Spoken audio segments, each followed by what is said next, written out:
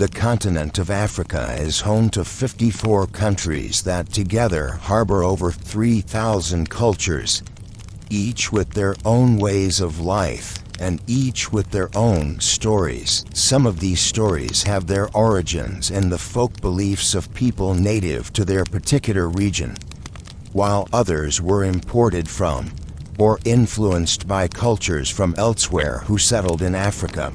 A great number of African folk tales have been transmitted orally from person to person down through the ages. But since the 19th century, many stories have been written down and transmitted to audiences beyond the boundaries of the cultures that created them. One important and tragic conduit for the transmission of these stories beyond African shores was the European slave trade. Captured Africans who were brought to the Americas and the Caribbean fought to keep alive what they could of their home cultures, and this included their folktale traditions. African folktales come in many different types. Some are myths explaining the origins of things, while others are tales of heroes with supernatural abilities. Animal stories are many and varied, and they usually involve some kind of trickster who uses his wiles to get out of sticky situations, and sometimes into them. There are also cautionary tales explaining why it is important to behave well and treat others with respect, while other stories have a style and shape similar to that of a fairy tale. This current collection presents 10 stories, each taken from a different culture. As such, this audiobook is but a small taste of the variety in the stories that African peoples have to tell, and makes no claim to being in any way representative. The first section of the audiobook deals with the exploits of animal tricksters: Kwaku Anansi, the spider, Ghana; Wamfudala, the hare, Mozambique; and the redoubtable frog, Angola. All work either for themselves or for someone else, trying to get something of value from a powerful being while trying, and sometimes failing, to avoid consequences to themselves and others. Hero tales fill the second section of the audiobook. The first two stories, from Angola and South Africa respectively, deal with male protagonists who, in the typical way of heroes, have supernatural birth and supernatural abilities, who go out seeking adventure, and who struggle against monstrous beings that would seek to destroy them. The final story, also from South Africa, departs from the supernatural hero trope and instead presents the tale of an exceptionally observant and wise little girl who is able to save herself and her sister from a group of murderous men. Stories from Kenya and Nigeria present moral lessons to be learned. These cautionary tales provide lessons about treating others with respect and about the dangers of greed. The last two stories show the influence of Islam and Arab culture on African peoples. The first of these stories is from Eritrea and involves the character of Abanamwas, an important Arab poet whose fictionalized persona became the hero of many folk tales. The second is a fairy tale from Libya, which shows the influence of Arab storytelling in the way it resembles many of the tales in the Arabian Nights collection. African folklore, as an umbrella term, is really quite inadequate as a description for the stories told by African peoples. Each of the stories in this audiobook, and the thousands of others created and told by the myriad African cultures, is influenced by the traditions and religions practiced by their creators, and by the environments in which those creators lived. These stories also represent living traditions of storytelling, traditions that have survived colonist rapacity and the vicissitudes of modern society, and that still have new things to tell us every time we listen to them. Part 1. Animal Tricksters. How Spider Bought the Sky God's Stories. Ashanti, Ghana. Kwaku Anansi, the spider, is the primary trickster in West African folklore. Stories about Anansi originated in Ghana, but when Ghanaian natives were taken abroad as slaves, the stories went with them, entering into the folklore of their descendants in the United States and the Caribbean. The story about Anansi retold below has two particularly interesting features. One is the concept of the ownership of stories, which is common in many traditional societies. In these societies, if one wishes to tell a story owned by another person, one first must get permission to do so. Here, the stories all originally belong to Nyankanpan, the sky god, who asks a hefty and practically impossible price for them. But once Anansi meets the god's price, the stories become his. The other feature is the role played by Anansi's wife, Azo. Most animal tricksters in other cultures tend to work alone. For example, coyote in indigenous North American lore, or Nwamfunbla, the hare in stories from the Ranga people, one of which is told below. In the story of how Anansi bought all the stories from the sky god, Anansi relies on his wife's good advice to help him play the tricks necessary to get the items demanded by Nyankanpan, making the success of that project a team effort. There was a time when all stories belonged to Nyankanpan, the sky god. Kwaku Anansi, the spider, thought to himself, "It is not fair that the sky god should have all the stories. I mean to see whether I can get them from him." Anansi went up to heaven. He went before Nyankanpan and said, "I want to buy all your stories. How much will I have to pay for you to sell them to me?" Nyankanpan laughed and said, "Anansi, you are just one small creature. Many great men have tried to buy my stories.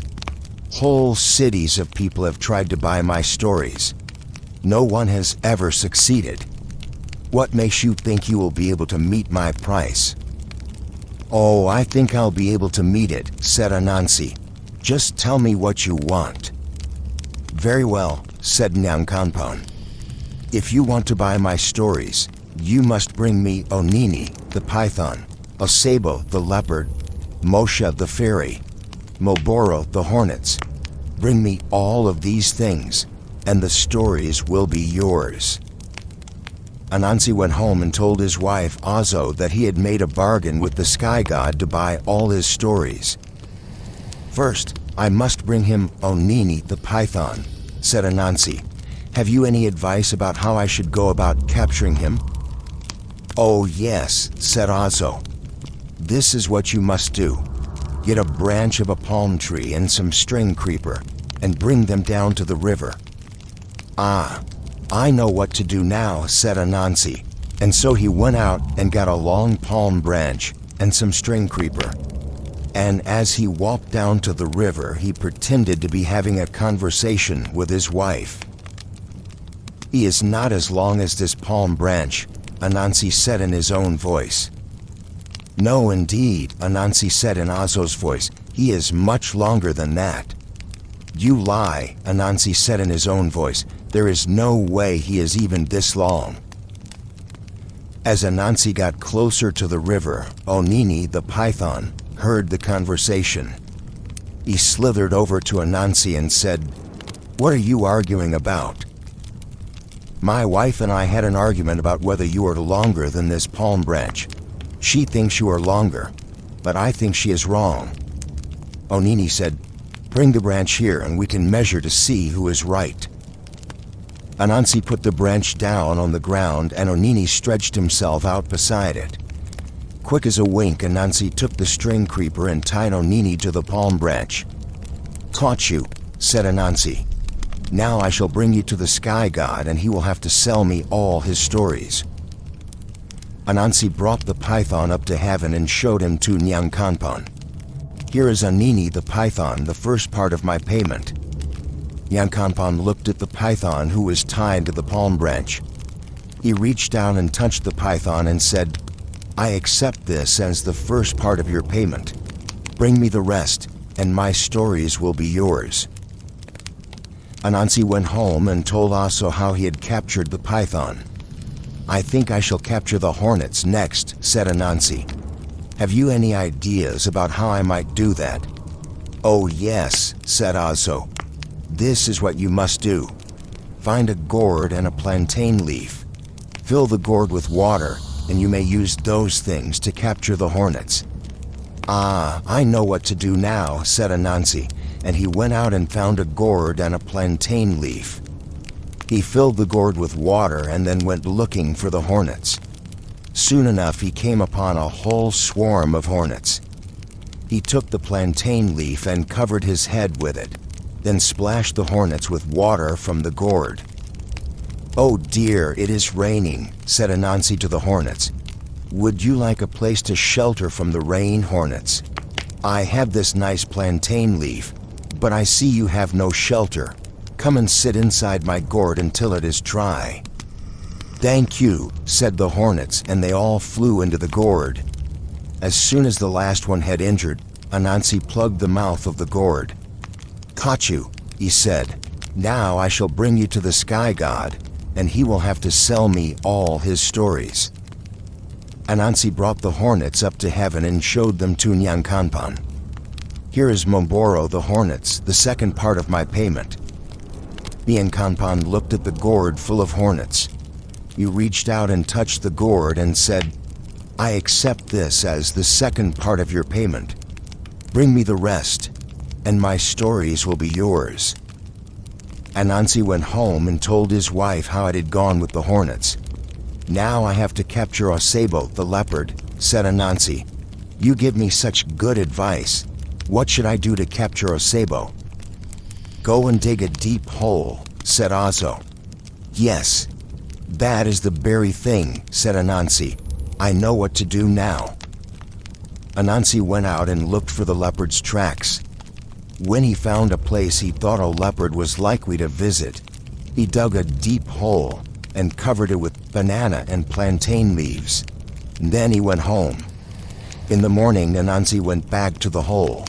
He looked over the lip of the hole and saw the leopard there. Help me, cried the leopard. Help me.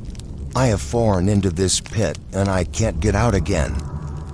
Oh, you poor thing, said Anansi. And must be very wretched indeed for you. Indeed it is, said the leopard. Please, won't you help me get out? I could do that, said Anansi, but I bet you'll just eat me right up for my pains. No, no, said the leopard. I won't eat you, I promise. Just help me out of here, and I'll go my own way and you'll go yours.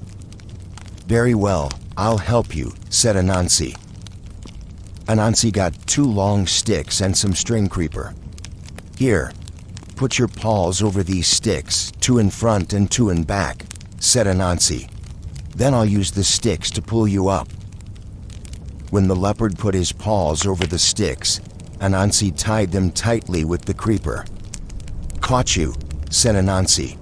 Now I can bring you to the sky god, and he will have to sell me all his stories.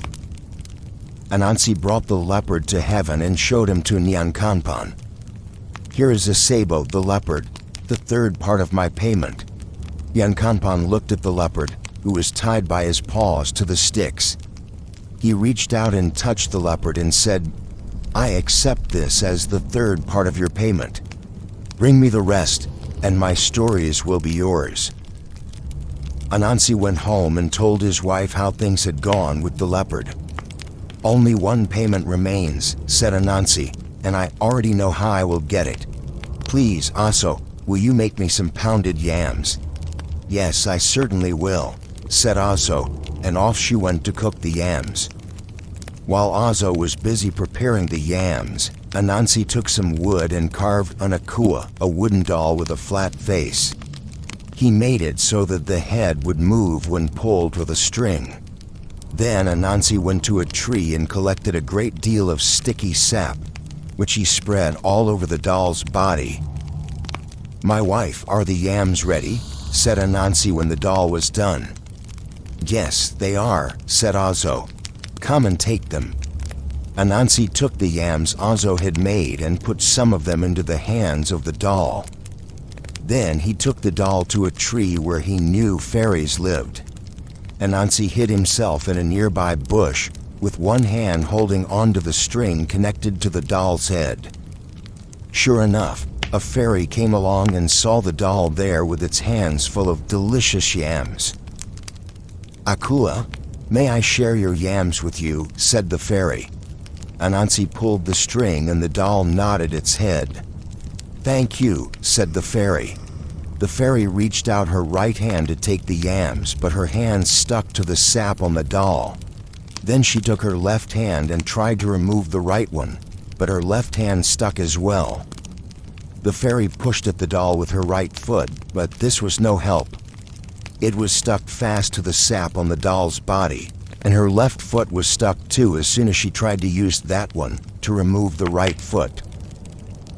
When the fairy was completely stuck to the doll, Anansi came out from behind the tree and tied the fairy up. "Caught you," said Anansi. "Now I can bring you to the sky god, and he will have to sell me all his stories." Anansi brought the fairy to heaven and showed her to Nyankanpan. "Here is Moshe, the fairy, the fourth and last part of my payment." Nyankanpan looked at the fairy who was tied to the doll. He reached out and touched the fairy and said, "I accept this as the fourth and last part of your payment. You have done what many great men have failed to do. You have done what whole cities have failed to do. You have met my price, and now my stories are yours.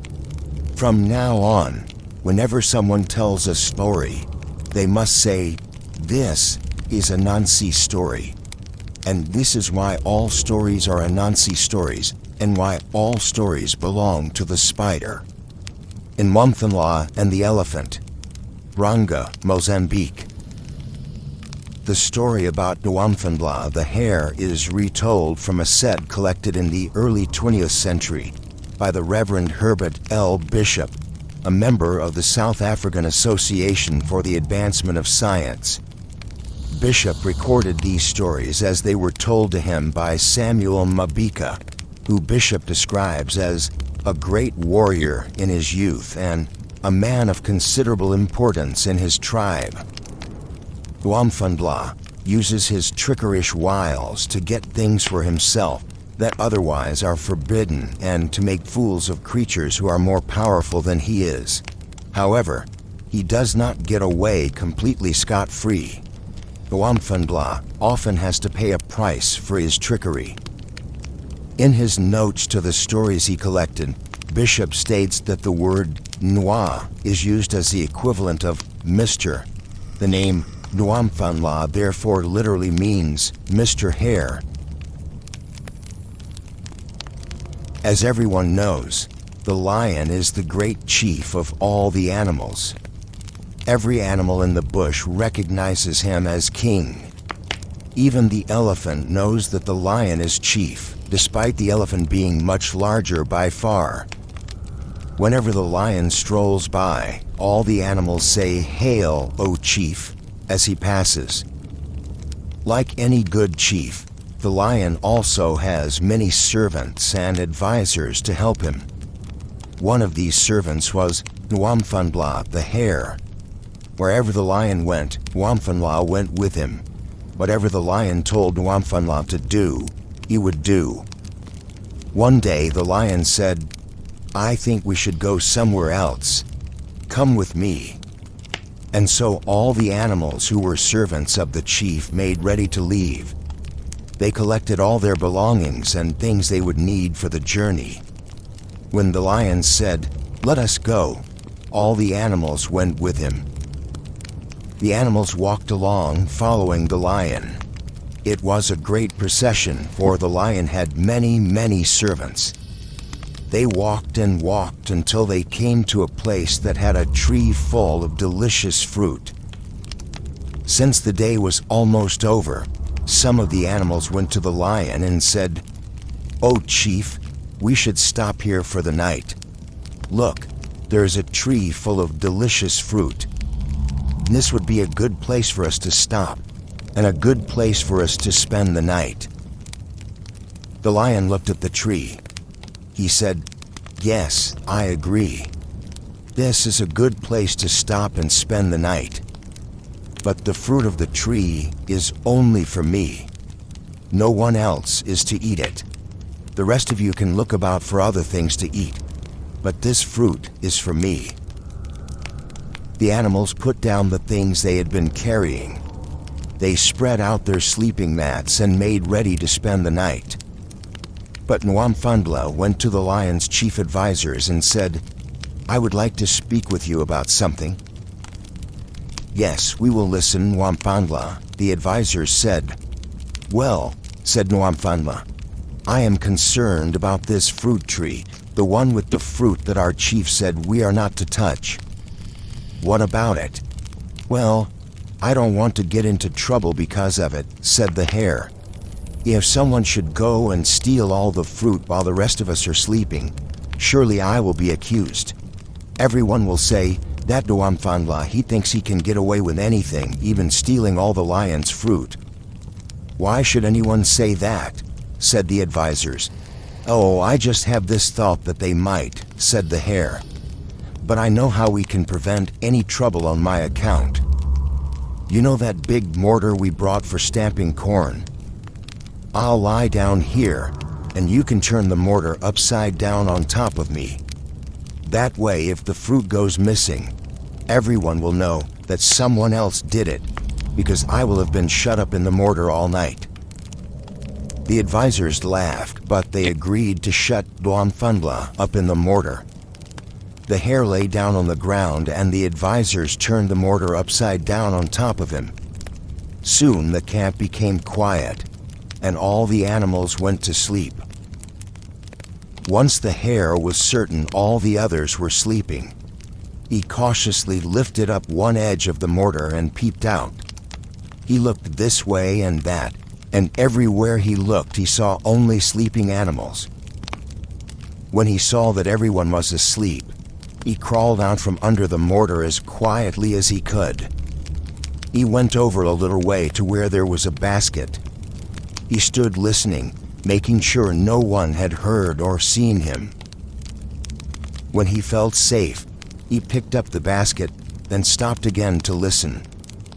But none of the other animals stirred because they had eaten so well of the fruit from the other trees that the lion said they could have. Nwamfandla went over to the lion's special tree. Holding the basket, he began to climb. He went a little way, then stopped to listen. Then he went another little way, then stopped to listen. In this way, he went all the way up the trunk and into the branches where the fruit was. When he reached the fruit, he began to eat it, and every time he finished one of the fruits, he put the stone into his basket. Having eaten his fill of the fruit, the hare climbed quietly down the tree. Then he went to where the elephant was sleeping and hung the basket full of fruit stones behind the elephant's ear. Then he went back over to the mortar, climbed underneath it, and went to sleep. In the morning, the animals awoke and stretched in the sun.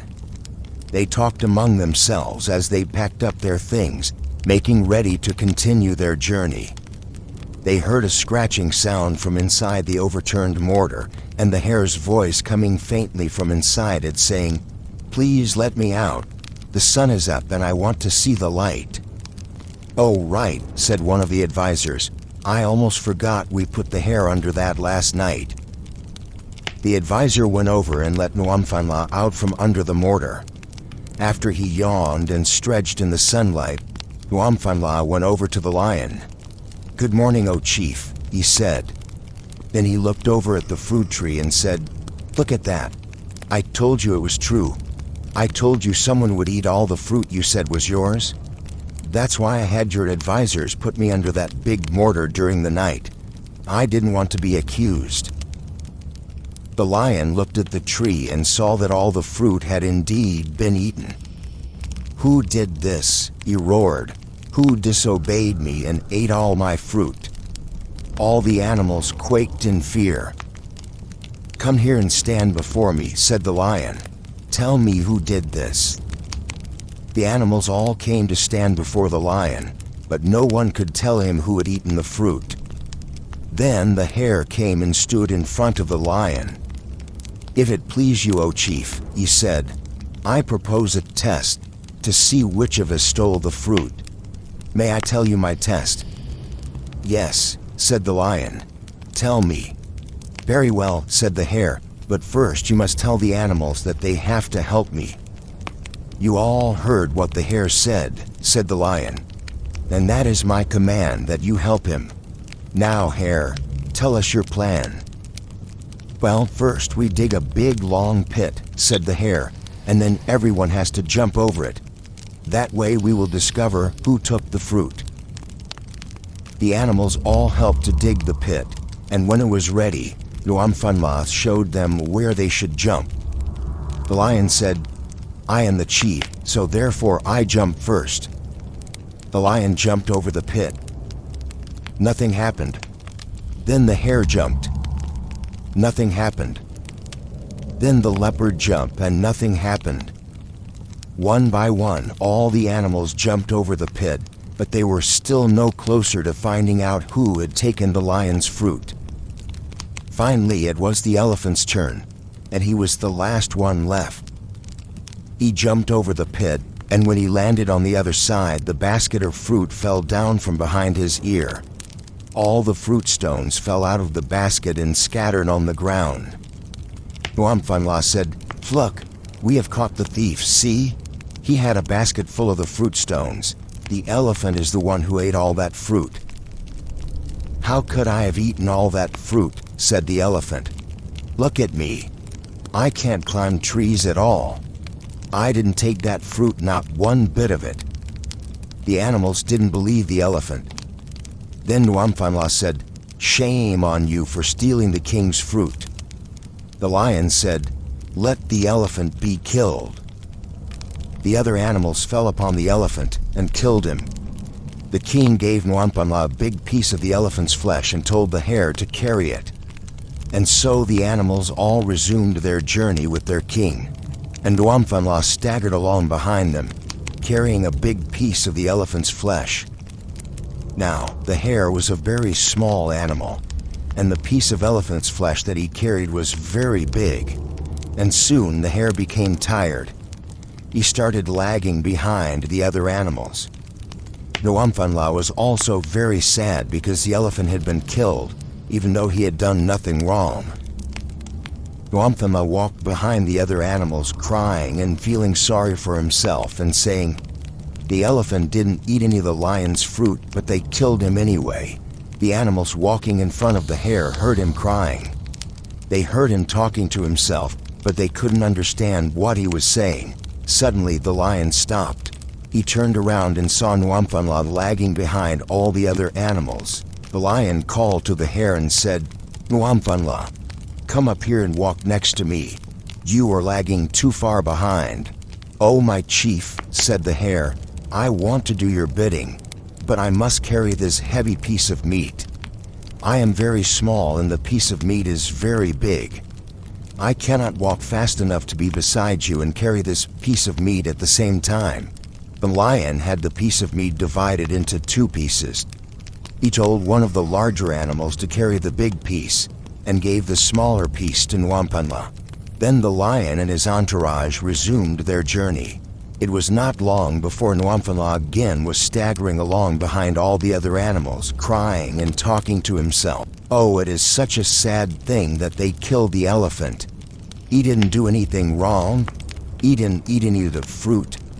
I'm the one that ate it, but he's the one that was killed." Again, the lion turned and saw Nwamfanla struggling along the path, crying and talking to himself. The lion said, "Nwamfanla, why do you stagger along so far behind everyone? "You must come and walk closer to me."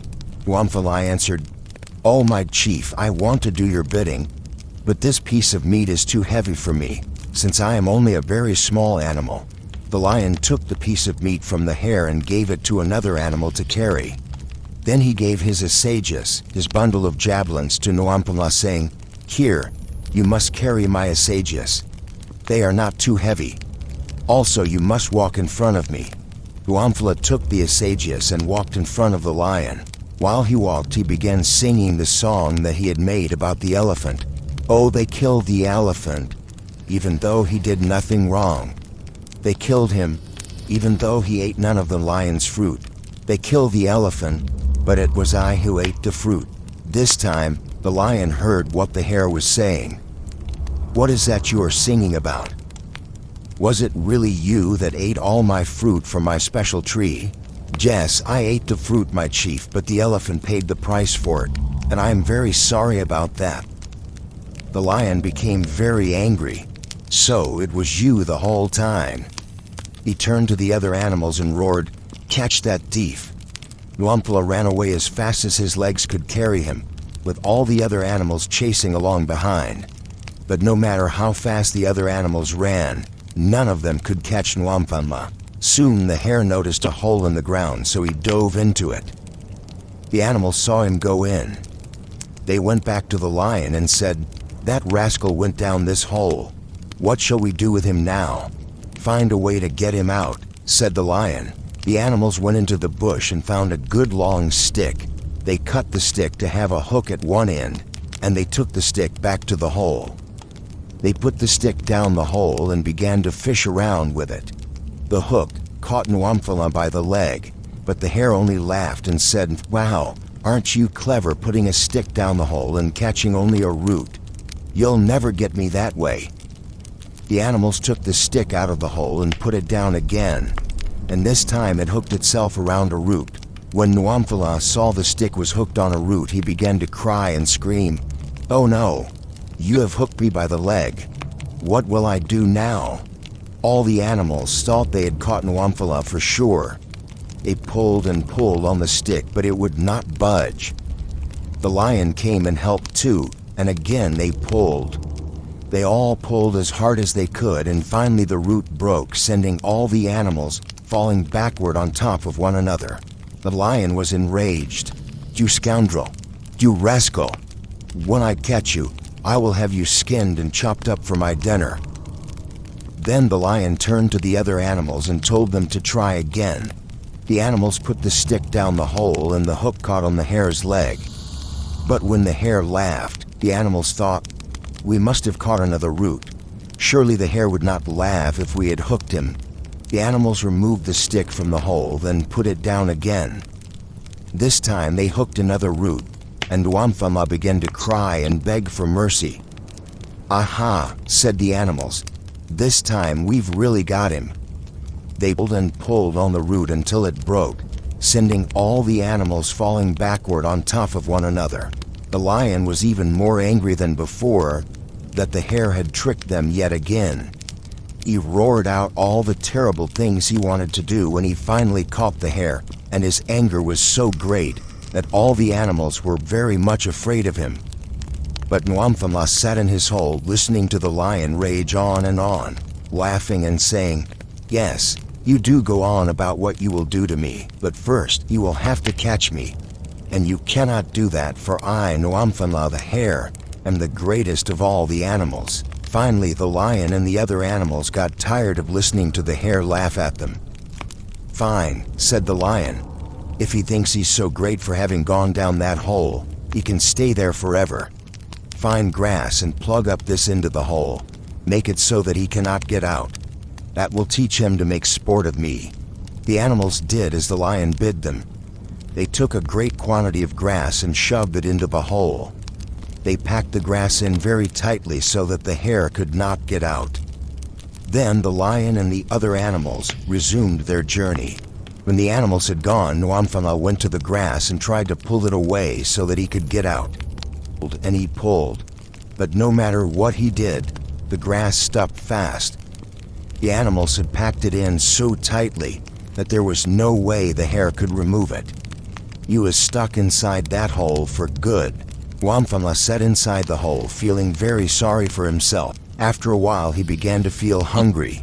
He got hungrier and hungrier, until at last he ate one of his own ears. This satisfied him for a time, but after a while he became hungry again. He tried to ignore the hunger, but at last it was too strong, so he ate one of his own legs. More time passed, and soon Nwamfala found himself becoming thirsty. He tried and tried not to think about it, but finally he took one of his eyes out and ate it, thinking to quench his thirst with the tears that were inside it. After Nwamfala had eaten his ear, his leg, and his eye, there came a great storm with much wind. The wind blew so strongly that it blew the grass plug out of the hole. When the storm passed, Nwamfala realized he could see the opening of the hole. He crept very carefully up to the entrance, and he looked around. There was no one to be seen, so he crept out of the hole. In a nearby tree there was a beehive. Nwamfala took some of the wax and used it to fashion 2 little horns. He stuck the horns on his head and limped off to the lion's home. The king saw the hare coming into the kraal, the fenced village where the lion lived with his servants and advisors. The lion asked the other animals who this stranger was. "Oh, that must be Nwamfala the hare," said the animals, "the one who gave you so much trouble." "Nonsense," said the hare. "Did this Nwamfala have only 1 ear? Did he have only 3 legs? Did he have only 1 eye? Did he have horns on top of his head?" The animals all had to admit that Nwamfala did not have those things. "Well, of course he didn't," said the hare. "How could he? I am a special hare from a special society of hares. We all have 1 ear, 1 eye, 3 legs, and horns on our heads, and there are precious few of us. You are privileged to have seen me at all, for I can run faster with 3 legs than any other animal can run with 4. And I see farther and hear better than animals with 2 eyes and 2 ears. I am the best servant any chief could ever wish for." The lion was very pleased by what the hare had said. "If you can really do all those things," said the lion, "then please stay on and be my servant. A chief needs servants who can do such marvelous things as you can." And so it was that Nwamfala once again became a servant to the lion. The daughter of the sun and moon. Mbundu, Angola. Nkimanazi is an important culture hero of the Mbundu people of Angola. He is a subject of a cycle of hero stories and a character in hero stories about his son and grandson. The stories originally were transmitted orally, but they were first recorded in writing by European anthropologists in the 19th century. In this story, the younger Nkimanazi wants to marry the daughter of the sun and moon, and although he is a major character and the person around whom the story revolves, he himself does not do the work of securing the young woman's hand in marriage. That task falls to the trickster frog, who finds a way to go back and forth between heaven and earth, and to convince the sun moon that their daughter should be the younger Nkimanazi's bride. We see in this story some important aspects of Mbundu culture surrounding courtship and marriage. The younger Nkimanazi must prove that he is worthy to marry the young woman by paying an appropriate bride price, and with each installment that frog brings up to heaven, the young woman's family provides a good meal for their guest, not realizing that it is frog and not the suitor who has been visiting their home. The great hero and chieftain Nkimanazi had a son named Nkimanazi Kiatum Amandala. When the son of Nkimanazi had grown to manhood, his father came to him and said, "It is time we found a wife for you. There are many beautiful girls in our village. Choose one and we will go to her family and ask whether you might marry her." But the son of Nkimanazi said, "I will not marry any of the girls in our village." "Very well," said Nkimanazi. "Perhaps we can go to the next village and find a wife for you there." "No, that will not do either," said the son of Nkimanazi. "Do you wish to look for a bride among the people of a different country?" said Nakumanazi. "No," said the son of Nakumanazi. "I do not want a bride from a different country." "Who then will you marry?" said Nakumanazi. "I will marry the daughter of the sun and the moon," said the son of Nakumanazi. Nakumanazi did not know what to say at first. "You have great ambitions, my son, and I'm not sure they are realistic. How do you think you will be able to win that girl for a wife?" "I don't know," said the son of Nakumanazi, "but I'm sure I'll find a solution some way."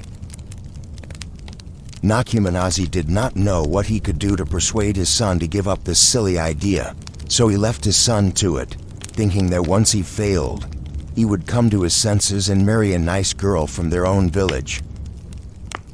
The son of Nakumanazi, for his part, thought and thought about how to go about asking for the hand of the daughter of the sun and moon. He decided that the best thing to do would be to write a letter asking her parents to let her be his bride. He thought very carefully about what to say, then wrote a respectful letter to the sun and moon and sealed it.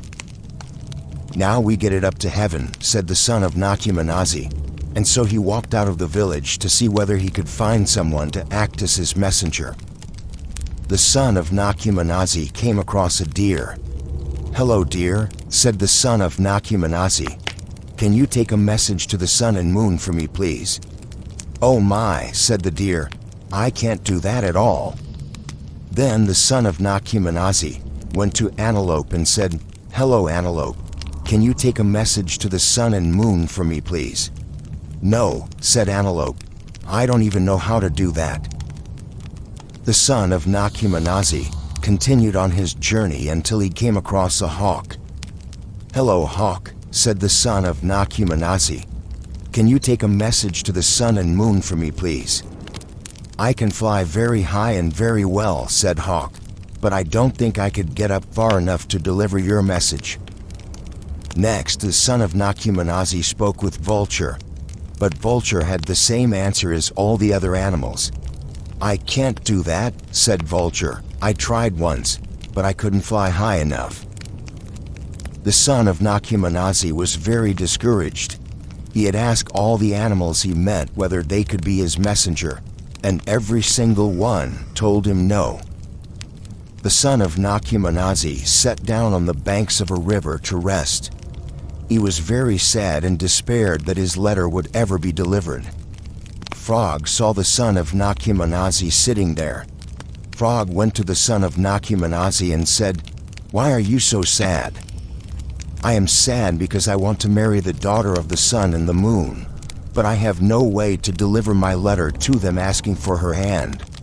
I asked deer and antelope and hawk and vulture to help me, and many other animals besides, but they all said no." "Oh," said Frog, "never fear. I think I can help you." The son of Nakumanazi scoffed. Hawk and Vulture said they couldn't do it and they fly in the sky all day. How could a frog possibly hope to get into heaven and bring my letter to the sun and the moon? "It is true that I cannot fly," said Frog, "but I know where the servants of the sun and the moon go to fetch water. I am not a flying animal, but I am a water animal, and if you entrust your letter to me, I will see it delivered, on my honor." The son of Nakumanazi handed the letter to Frog. "Very well, I will trust you. But if it turns out you have been lying to me, things will go very badly for you." "I understand," said Frog, and then he hopped away with the son of Nakumanazi's letter in his mouth. Frog hopped all the way to the well where the servants of the sun and the moon came to draw water. He made sure that no one was watching and then slipped into the water. He found a good place to hide and settled in to wait. Not long afterward, the servants came to the well and began putting their jugs into the well to draw water. Frog waited until just the right moment, then hopped into one of the jugs before anyone could see him. When the servants had filled all their jugs, they went back up into heaven, using the webs that Spider had spun for them, and put the jugs in their proper places. Frog waited until the sounds of footsteps and voices faded. Then he crawled out of the jug. Frog looked about the room and noticed that a table stood in the very middle. He hopped onto the table, left the letter there, then hopped down and found a place to hide and wait. Frog didn't have to wait long. The sun came into the room, thinking to drink some water, and he saw the letter with his name and his wife's name on the outside. He thought it very odd that a letter to him should be in the room where the water was kept. The sun called all the servants together. He showed them the letter and asked, "Where did this letter come from?" But none of the servants knew. The sun opened the letter and read it. The letter said, "I, Kiminazi Kiatum Amendala, son of the chief Nakiminazi, respectfully ask the hand of the daughter of the sun and moon in marriage." The sun was very surprised. Why would a mortal man want to marry his daughter? And more importantly, how had a mortal man managed to deliver the letter all the way to heaven without the sun knowing about it? Then the sun left the room, not saying anything to anyone about what was in the letter. When Frog saw that it was safe, he jumped back into one of the jugs. When it was time to refill the jugs, the servants went down Spider's web and took all the jugs to the well, including the one Frog was in. The servants lowered the jugs into the water, and Frog jumped out without anyone seeing him. Frog then went to the son of Nakiminazi and said, "I did it. I delivered your message to the sun. He has read it, but I don't know what his reply will be." "You are lying," said the son of Nakiminazi. "You lie to me. You just hid that letter somewhere, and now you are pretending you went up to heaven. Things will go very badly for you now." "Wait," said Frog. "Please trust me. Wait a while and see whether the sun answers you." 6 days passed with no answer from the sun and the moon. The son of Nakiminazi wrote another letter that said, "I, Kiminazi Kiat Tun Anandala, son of the chief Kiminazi, wrote to you asking for your daughter's hand in marriage. It has been 6 days now, and I have received neither a yes nor a no from you." The son of Nakiminazi gave the letter to Frog and said, "Take this new letter up to heaven, and see to it that you return with an answer this time." Frog took the letter in his mouth and hopped over to the well. He hid in the well, and when the servants of the sun and moon came to get water, Frog jumped into one of the jugs. He waited until the servants had gone back up to heaven on Spider's web. The jug had been put in its place, and the water room was empty before he jumped out and put the letter on the table. That done, he went to his hiding place. Again, the sun came into the room to get a drink, and again he saw a letter on the table. The sun asked the servants, "Has someone been giving you letters to bring to me?" But the servants all said no. The sun then wrote a reply to the son of Nakiminazi. The reply said, "I consent to let you marry my daughter on one condition. You must come to heaven in person with your first bride gift. I wish to meet you and know what kind of a man my daughter will be marrying." The son left the letter on the table and went out of the room. When Frog thought it was safe, he came out of his hiding place and jumped on the table. He picked up the son's letter and went to hide in one of the water jugs. In the morning, the servants picked up the jugs to refill them at the well, and Frog jumped out when his jug was lowered into the water. Then he went in search of the son of Nakiminazi to bring him the son's reply. Frog went to the son of Nakiminazi's house with the letter and knocked on the door. From inside, the son of Nakiminazi said, "Who is there?" "It is Frog, and I bring you the son's reply." The son of Nakiminazi opened the door and saw Frog sitting there in front of the door, with a letter in his mouth. The son of Nakiminazi took the letter, and Frog hopped away to do his own business. The son of Nakiminazi read the letter. He went to his chest and took out 40 gold pieces. He put the gold into a bag and wrote another letter to the sun. The letter said, "Here are 40 gold pieces for the first gift. I have brought them as you asked. I wait to hear what you would consider a fair bride price." In the morning, the son of Nakyamanazi went to the river. There he found Frog and said to him, "Please take this bag of money in this letter to heaven." Frog hopped away with the money in the letter. He went to the well and waited for the servants to take him up to heaven in one of the jugs. When the water room was empty, Frog left the money and letter on the table, then hid himself and waited. The son came into the room and saw the bag and letter on the table. He opened the bag and read the letter. He smiled and then went to show his wife, the moon, what the son of Nakyamanazi had sent. "See, my wife, this suitor sends us a fine present first, and he is a chief's son to boot. I think he will make a fine husband for our daughter." "Oh yes," said the moon. "I think we should let him marry her. I think we should make him a meal to eat while he is here." The moon called the servants and told them, "Roast a hen and make other good things to eat. Then leave the platter on the table in the water room." When the meal was cooked, the servants took it and put it on the table. Then they left. Frog came out of his hiding place and ate the meal, then went back to hide once more. After a time, the son came back into the room and saw that the meal had been eaten. He wrote another letter and left it on the table. The letter said, "You have brought a fine first gift. My wife and I are pleased. Your bride price shall be a large sack of gold coins." Frog picked up the letter once it was safe and hopped back into one of the jugs. When he arrived back on Earth, he went to the son of Nakyamanazi, gave him the son's reply, then went back to tend his own business at the river. The son of Nakyamanazi read the letter and was very pleased to see the son's reply. He gathered up coins and put them into a large sack. Then he wrote a letter that said, "Here is the bride price you requested. Soon I will write to you again to set the day for your daughter to become my bride." In the morning, the son of Nakyamanazi gave the letter and the sack of gold to Frog to take up to heaven. Frog went up in one of the jugs, waited until the water room was empty, then left the gold and the letter on the table. He hopped over to his hiding place to wait, and soon thereafter the sun and the moon came to see what their daughter's suitor had left them.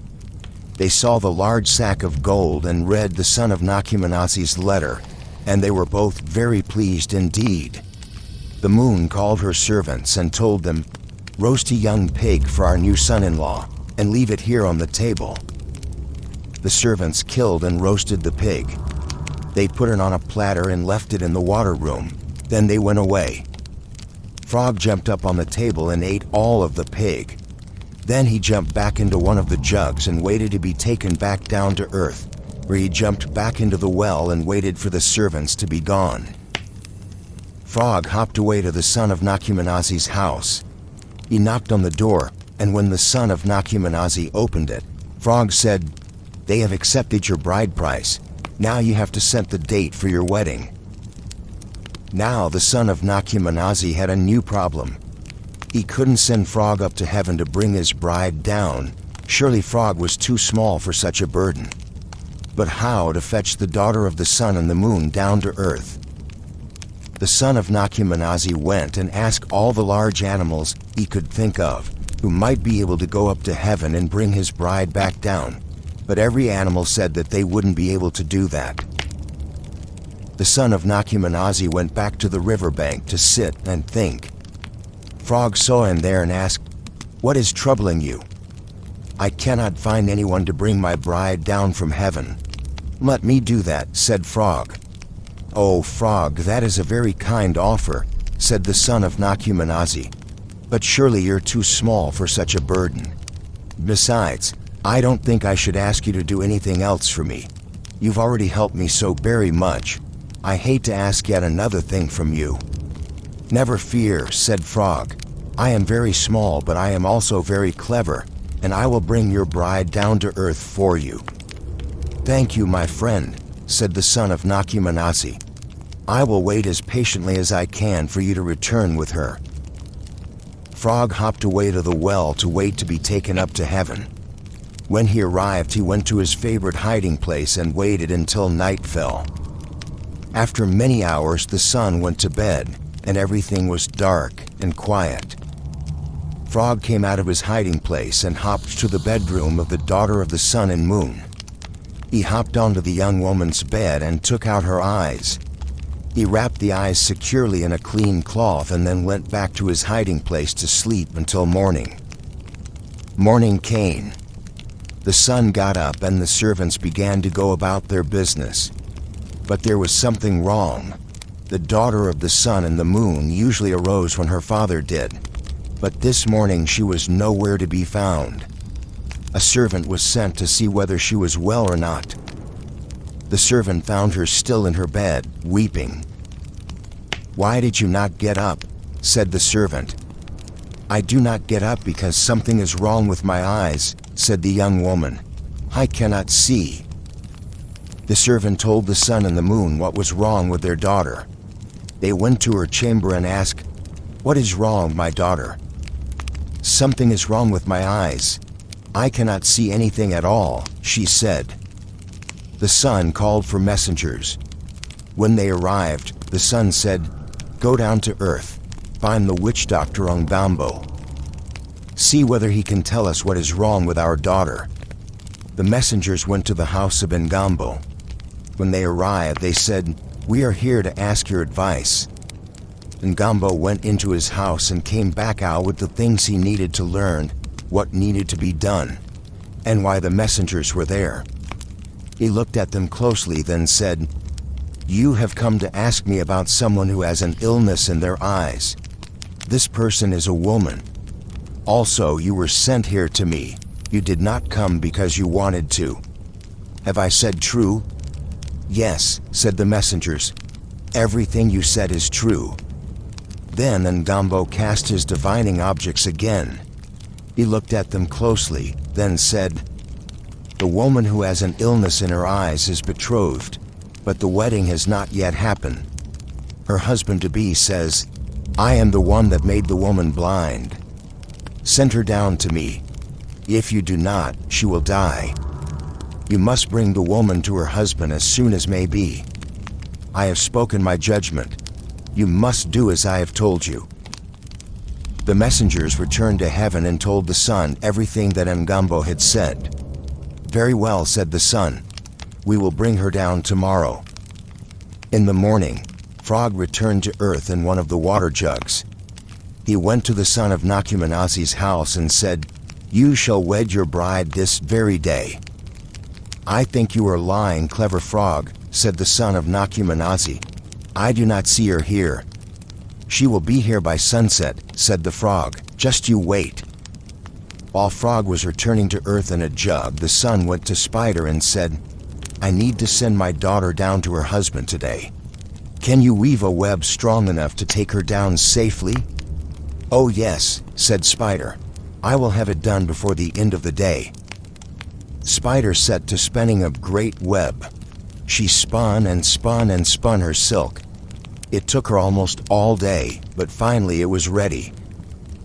Toward the end of the day, Frog went back to the well to wait. As the sun was starting to set, the sun's servants took his daughter to earth on the special web Spider had made for her. They brought her to the well where they fetched their water, then went back up to heaven. When Frog saw that the young woman was standing next to the well, he said, "Never fear. I am here to take you to your husband and to heal your eyes." Frog gave the young woman back her eyes, then led her to the son of Nakumanasi's house. Frog knocked on the door, and when the son of Nakumanasi answered, Frog said, "Here indeed is your bride, the daughter of the sun and the moon." The two young people looked upon each other and were very pleased.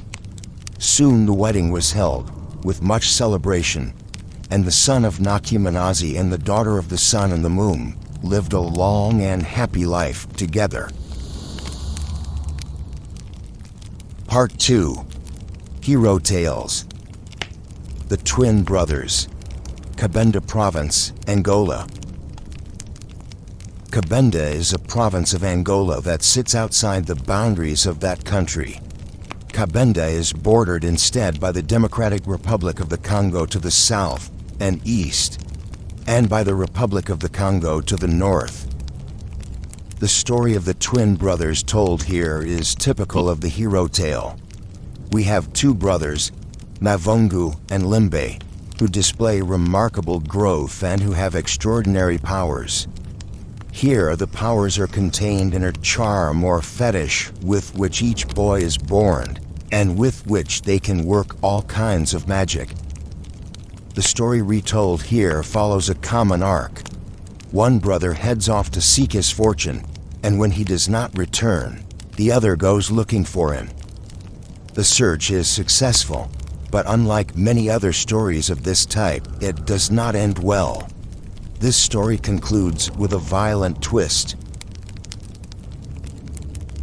Once there was a woman who was with child. When her time came to be delivered, her labor was very long and very difficult. But in the end, she gave birth to two twin boys. The woman named the boys Mavungu and Limbe. Mavungu was the first to be born, and Limbe followed after. Now, these boys were no ordinary children. They each were born with a valuable charm, and they each were nearly fully grown at birth. And so it was that Mavungu decided soon after he was born that he would set out on his travels. At that time, the daughter of Nzambi, the creator of all things, was of an age to be married. The leopard went to Nzambi and said, "I would like the hand of your daughter in marriage." Nzambi replied, "You will have to ask her consent first. It is up to her to decide who she will have for a husband." The leopard went to Nzambi's daughter and asked her to marry him.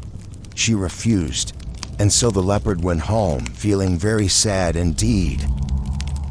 Other animals came to offer themselves as husbands for Nzambi's daughter, the gazelle, the wild boar, and every other animal that had breath.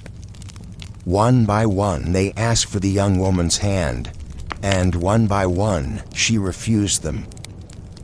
Mavungu soon learned that the daughter of Nzambi was receiving suitors. He decided that he would win her for his wife. Mavungu took his charm and asked it to help him in his quest. Then he took up many blades of grass, and with the help of the charm, he transformed them into different things that he could use on his journey.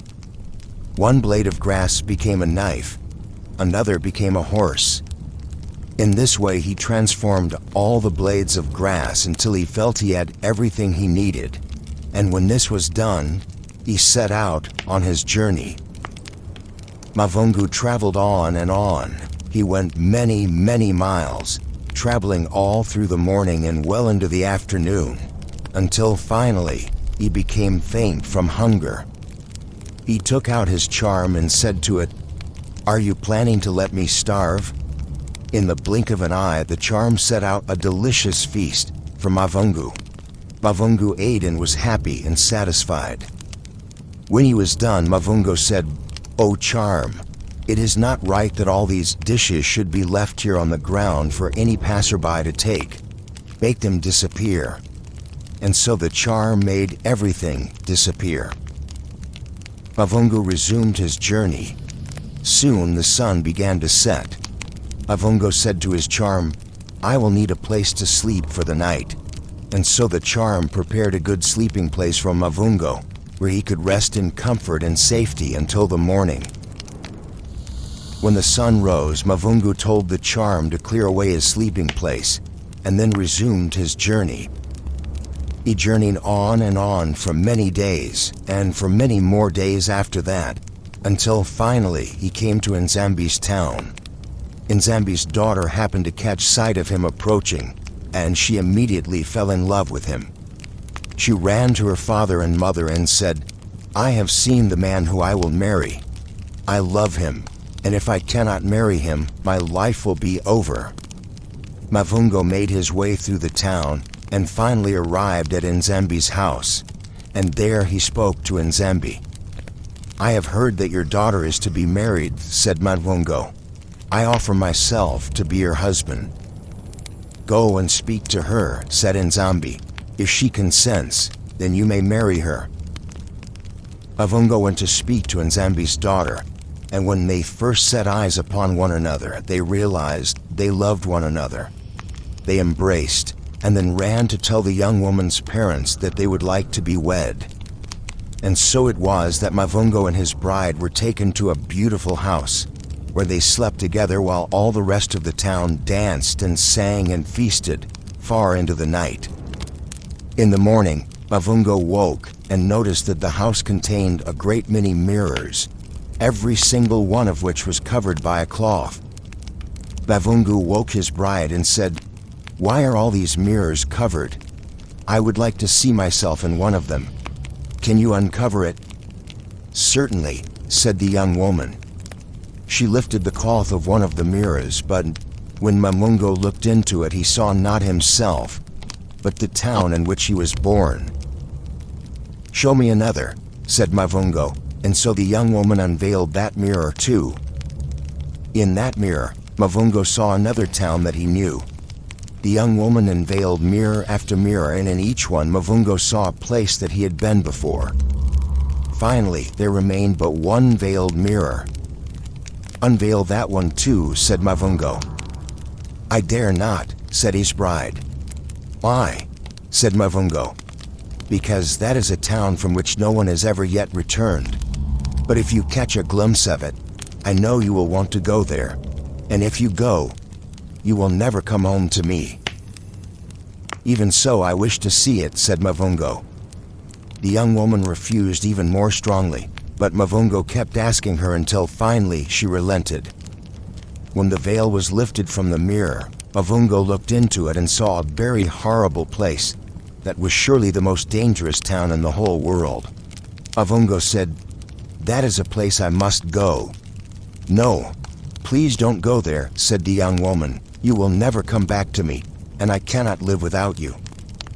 But no matter how the young woman pleaded, no matter how many tears she shed, Mavungo was steadfast in his resolve.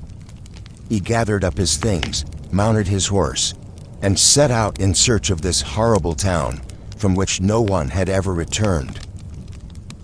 After many days on the road, Mavungo finally came to the outskirts of the town.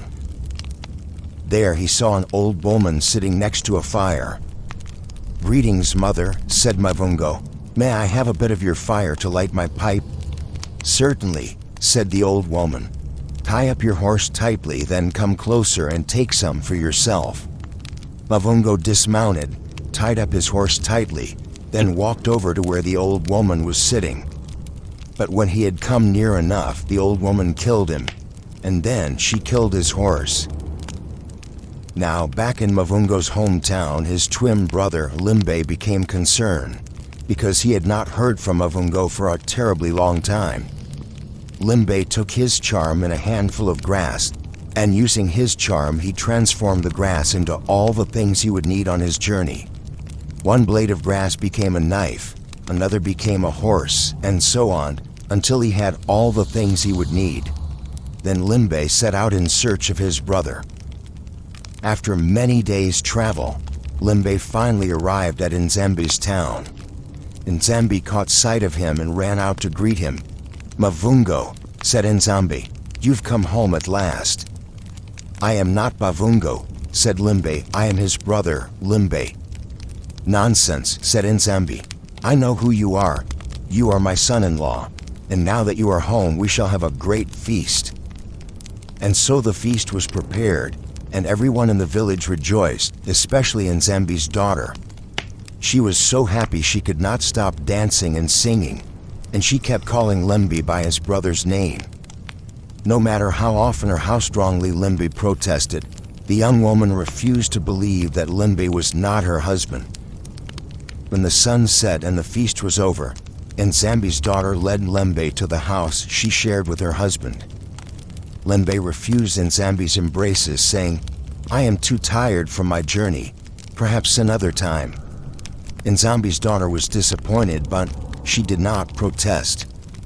When she was fast asleep, Limby told his charm to prepare a separate chamber for the young woman. The charm did as Limby bid, and so Nzambi's daughter slept in one place, and Limby slept in another. In the morning, the charm let Nzambi's daughter out, so she did not know that she had not slept with Limby. In the morning, Limby noticed that the house was all full of mirrors covered with cloths. As his brother had done before him, Limby asked Nzambi's daughter to remove the veils and let him see the mirrors.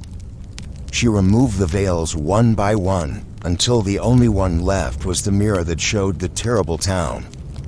Nzambi's daughter refused at first to remove the veil from that mirror, but finally she gave in to Limby's insistence and let him see it. As soon as Limby looked into the mirror, he knew where his brother had gone. Limby prepared to go and find his brother, but when Nzambi found out what he was doing, he said, "Please don't leave. That is a terrible place you are going to. Nobody ever comes back alive. Think of my daughter, your young wife.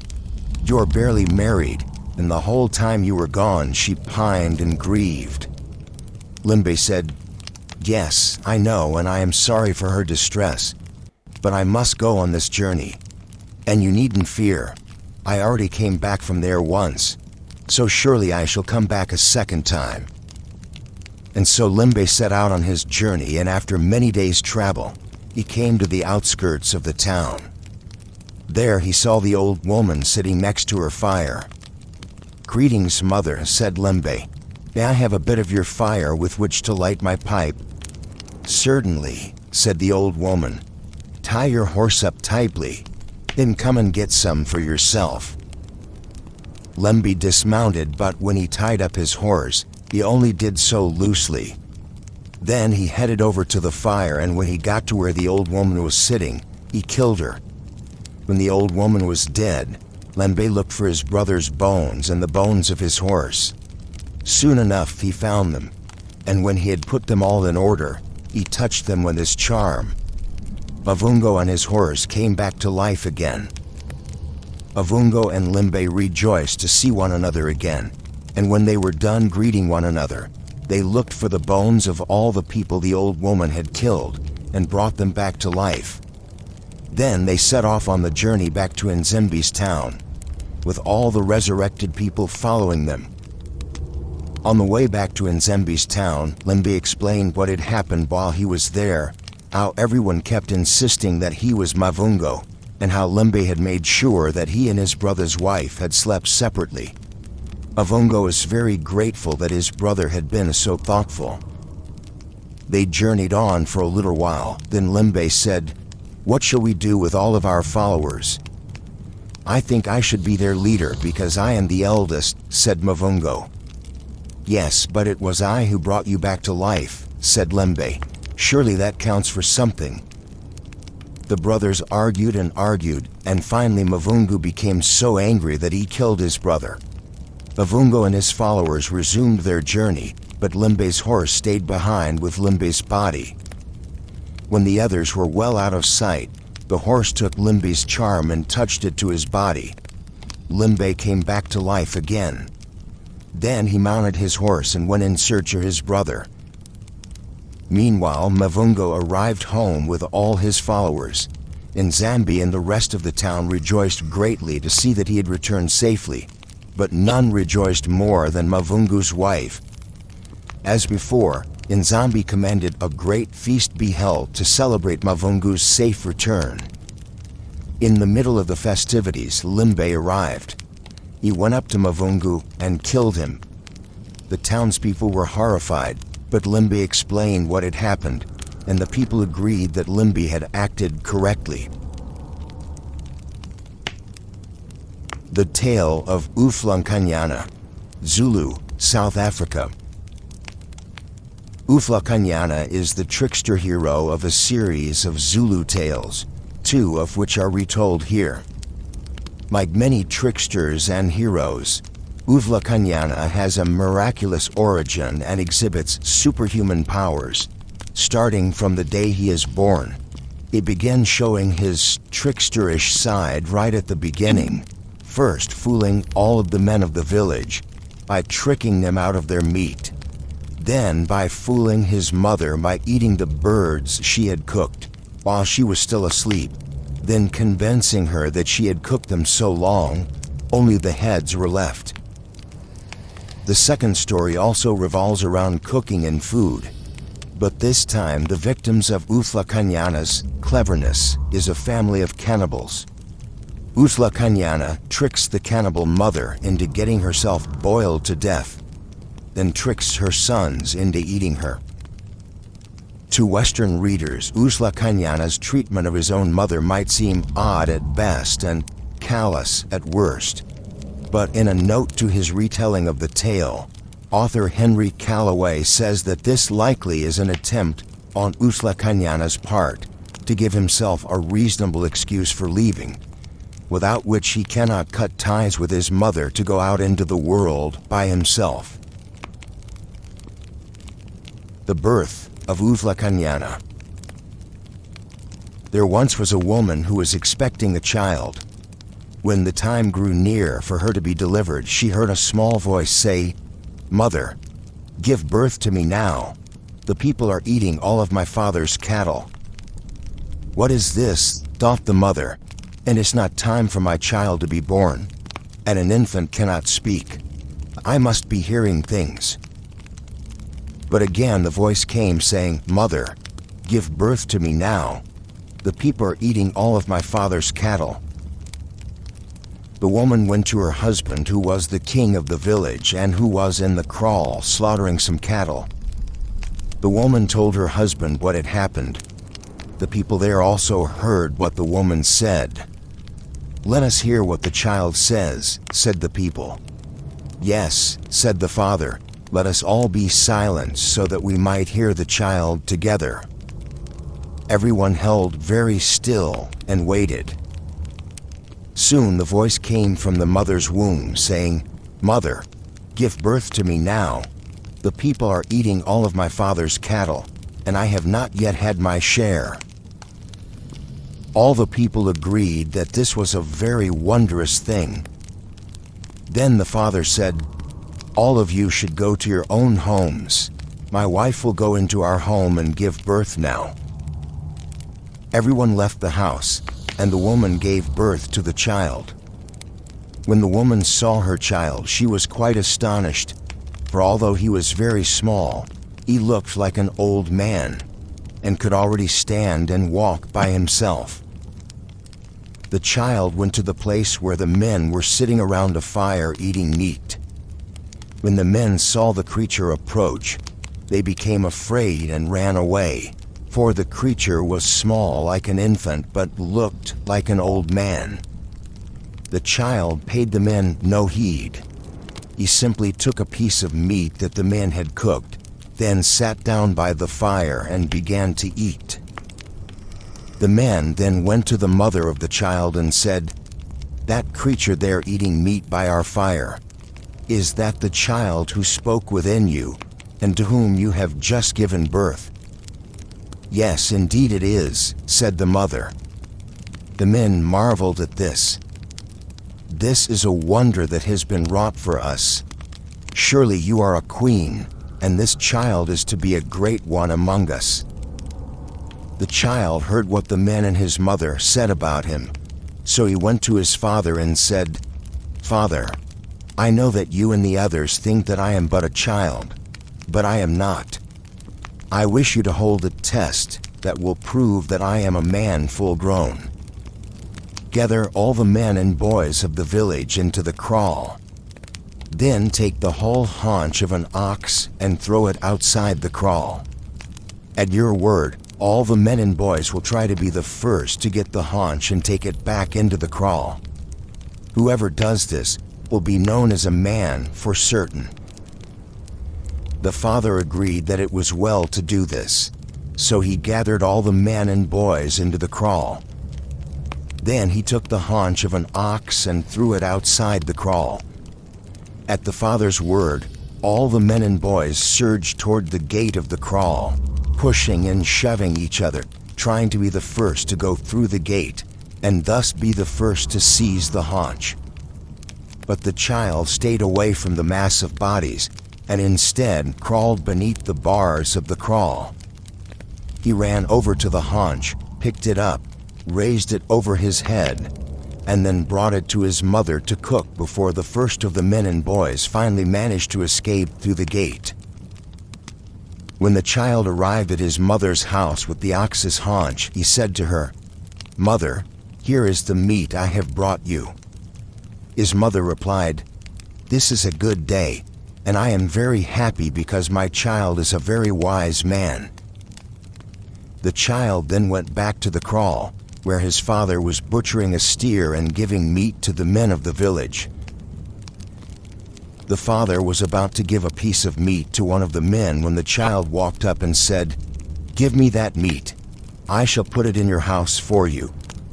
"Certainly," said the man. "Thank you," said the child. The child took the meat and went into the man's house. He took some of the blood from the meat and smeared it onto the storage mat and hanging stick, then brought the meat to his mother's house. When that was done, the child returned to the kraal, where his father was about to give a piece of meat to another man. "Give me that meat," said the child. "I shall put it in your house for you." "Certainly," said the man. "Thank you," said the child. As he had done with the first man's portion, the child took the meat and smeared some blood on the man's storage mat and hanging stick, but then brought the meat to his own mother's house.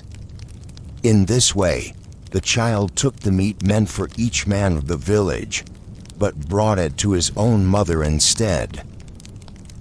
When the men went into their houses, they saw that the storage mats and hanging sticks all had blood on them, but that the meat was nowhere to be found, for every last piece had been taken to the house of the child's mother. The men went to the child and said, "We gave you our meat and you said you would put it in our houses. There is blood on the storage mat as though it had been laid there, and on the hanging stick as though it had been used to hang the meat. But we cannot find the meat anywhere. What have you done with our meat?" But the child would give them no answer other than that the meat was in their houses, and that the blood on the utensils testified to that.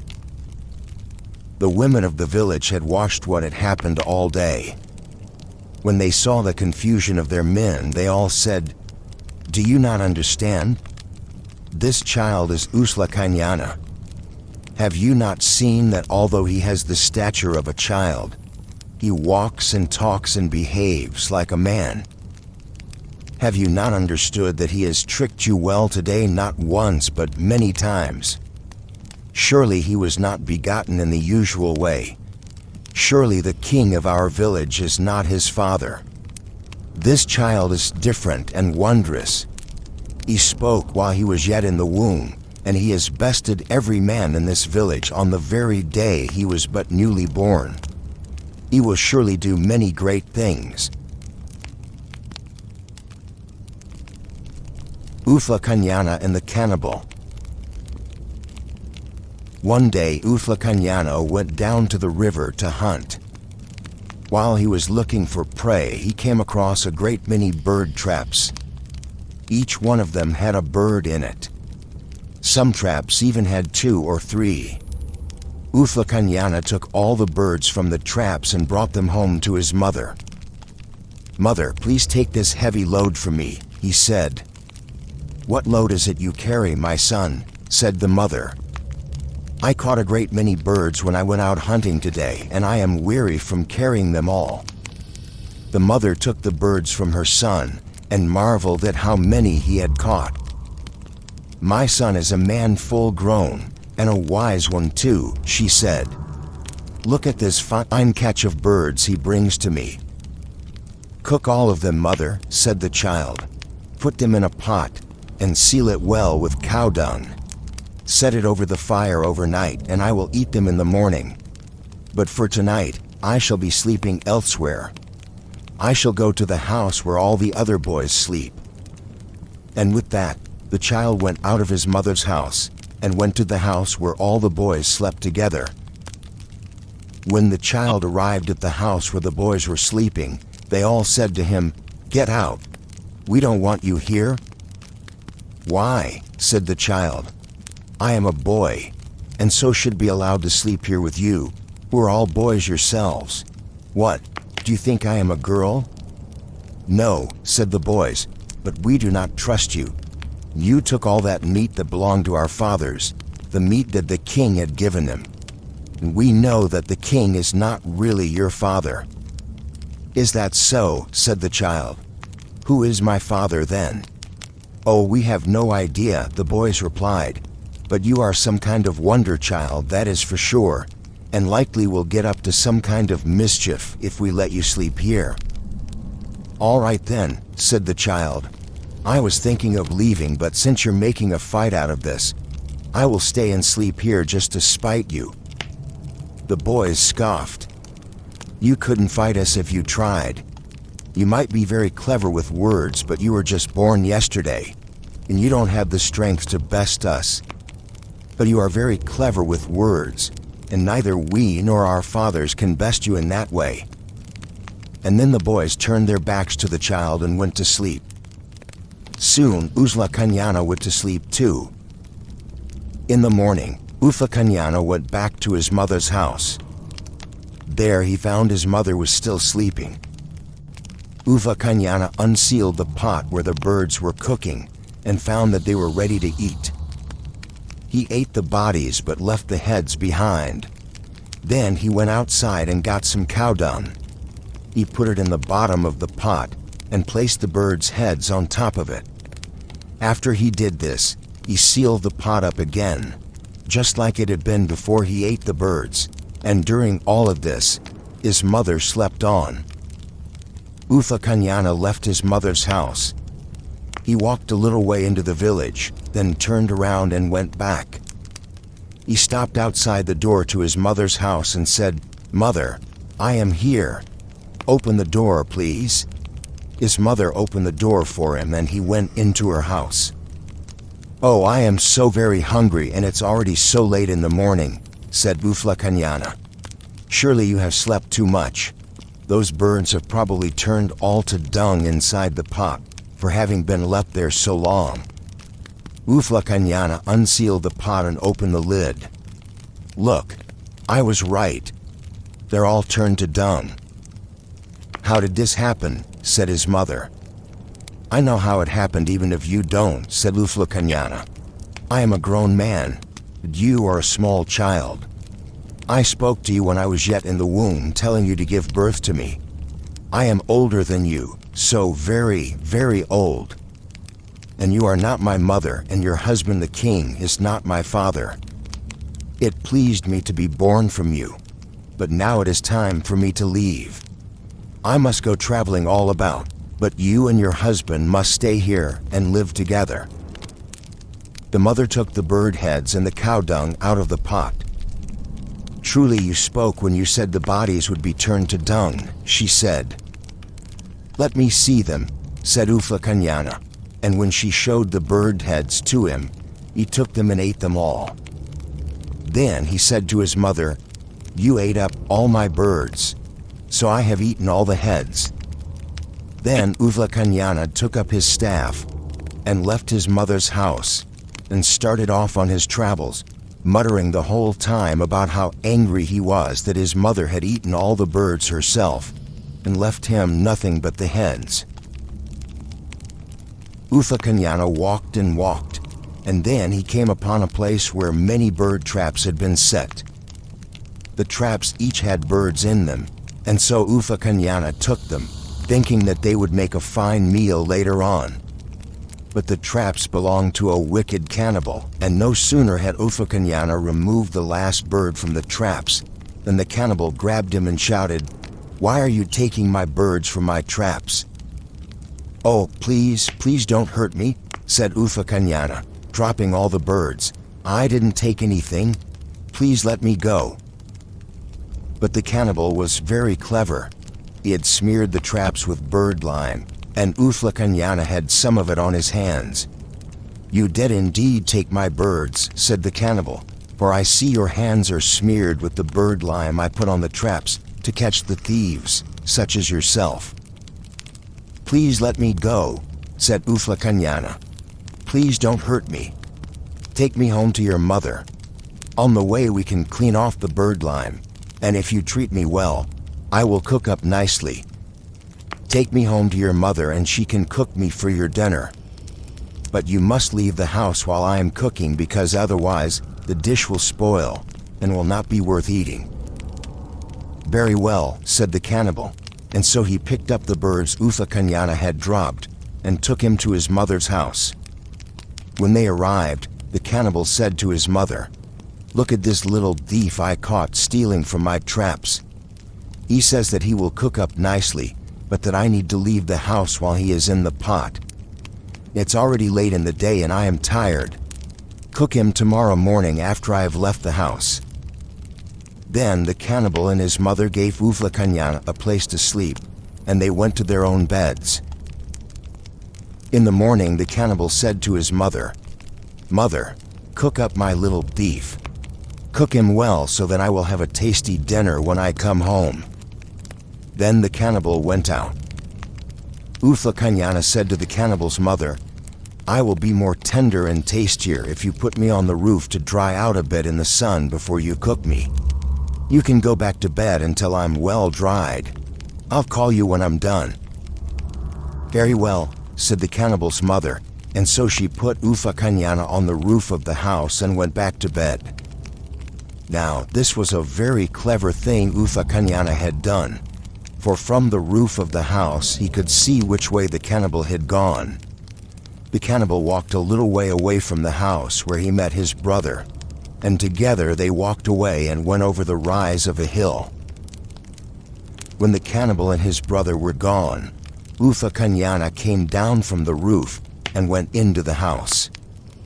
"I'm all dried," he said. "Let's start cooking. I know a game that we can play that will make me into the tastiest dish your son has ever eaten.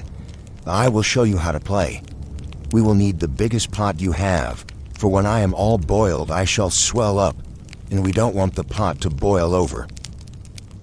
The mother got her biggest pot, filled it with water, then set it over the fire. When that was done, Uflakanyana said, "Here's how we play. First, I boil myself a little bit. Then I get out of the pot. Then you climb in and boil yourself a little bit. Then we trade places." After waiting for the water to warm a bit, Uflakanyana took the lid off the pot and tested the water with his hand. "Oh yes," he said, "that is hot enough to start cooking me." The cannibal's mother took Uflakanyana and put him in the pot, then sealed the pot with a lid. After a little while, Uflakanyana said, "It's time for your turn. Take me out, please." When Uflakanyana was out of the pot, he looked at the fire. "Oh dear, that will never do. We must build up the fire a bit." And so he built up the fire until it was roaring well under the pot, and the water was beginning to steam and bubble. "Look," he said, "that means it's ready for you. Take off all your clothes and get in. It's quite warm and lovely in there." When the cannibal's mother was undressed, Uflakanyana put her in the pot and covered it with a lid. Soon the mother began to cry out from inside the pot. "Oh, help! Let me out! I am boiled to death! Let me out!" "How can you say you are already boiled to death?" said Uflakanyana. "If you were dead, you wouldn't be able to talk. No, I don't believe you. You must finish your turn in the pot just as I finished mine." After a little while, Uflakanyana said to the mother, "Hey there, are you boiled yet?" But there was no reply from the pot, so Uflakanyana said, "Ah, she must be well boiled now, because she doesn't answer me." Then Uflakanyana put on the cannibal's mother's clothes, and his body grew until it fit the garments perfectly. He lay down on the mother's bed and waited for her son to come home. Soon enough, the cannibal and his brother returned. "Hello, mother," the cannibal said. "Is that little thief cooked nicely and ready to eat?" "Oh yes," said Uflakanyana, pretending to be the cannibal's mother. "He cooked up very nicely. He even expanded quite a bit in the pot, so there's even more meat there than I thought there would be. You and your brother help yourselves. I've already eaten my share, and it was very good indeed." The cannibals opened the pot and took out an arm. "Wait," said the cannibal's brother. "This looks an awful lot like Mother's arm." "You shouldn't say that," said the cannibal. "You are going to bring a curse down upon Mother." "I'm sorry," said the brother. "I take it back." And so they ate the arm. When the arm was gone, they reached into the pot and took out a leg. The cannibal's brother looked at the foot and said, "Doesn't this look an awful lot like Mother's foot? But I suppose I shouldn't say that, since I don't want to bring down a curse upon her." Pretending to be the cannibal's mother, Uslakanyana said, "Please don't worry, I'm over here, safe and sound. It's just the little thief who's in the pot." Then he got up and went to the door of the house. "I'm going out for a little while," he said. "You two boys finish your dinner. There's plenty there." The cannibal reached into the pot and drew out the other leg. He looked very closely at the foot and said, "Wait, this looks an awful lot like Mother's foot." Ufa-Kanyana, meanwhile, walked quickly away from the house, and when he came to a place where he thought the cannibals might not be able to see him, he took off the mother's clothing and ran as fast as he could.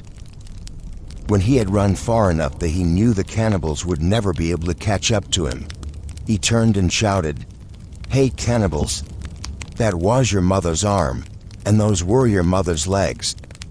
You two fools have eaten your own mother."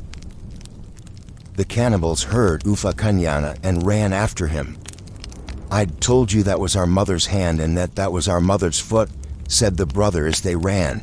"I told you so, but you wouldn't listen." Ufa-Kanyana ran until he came to the banks of a river.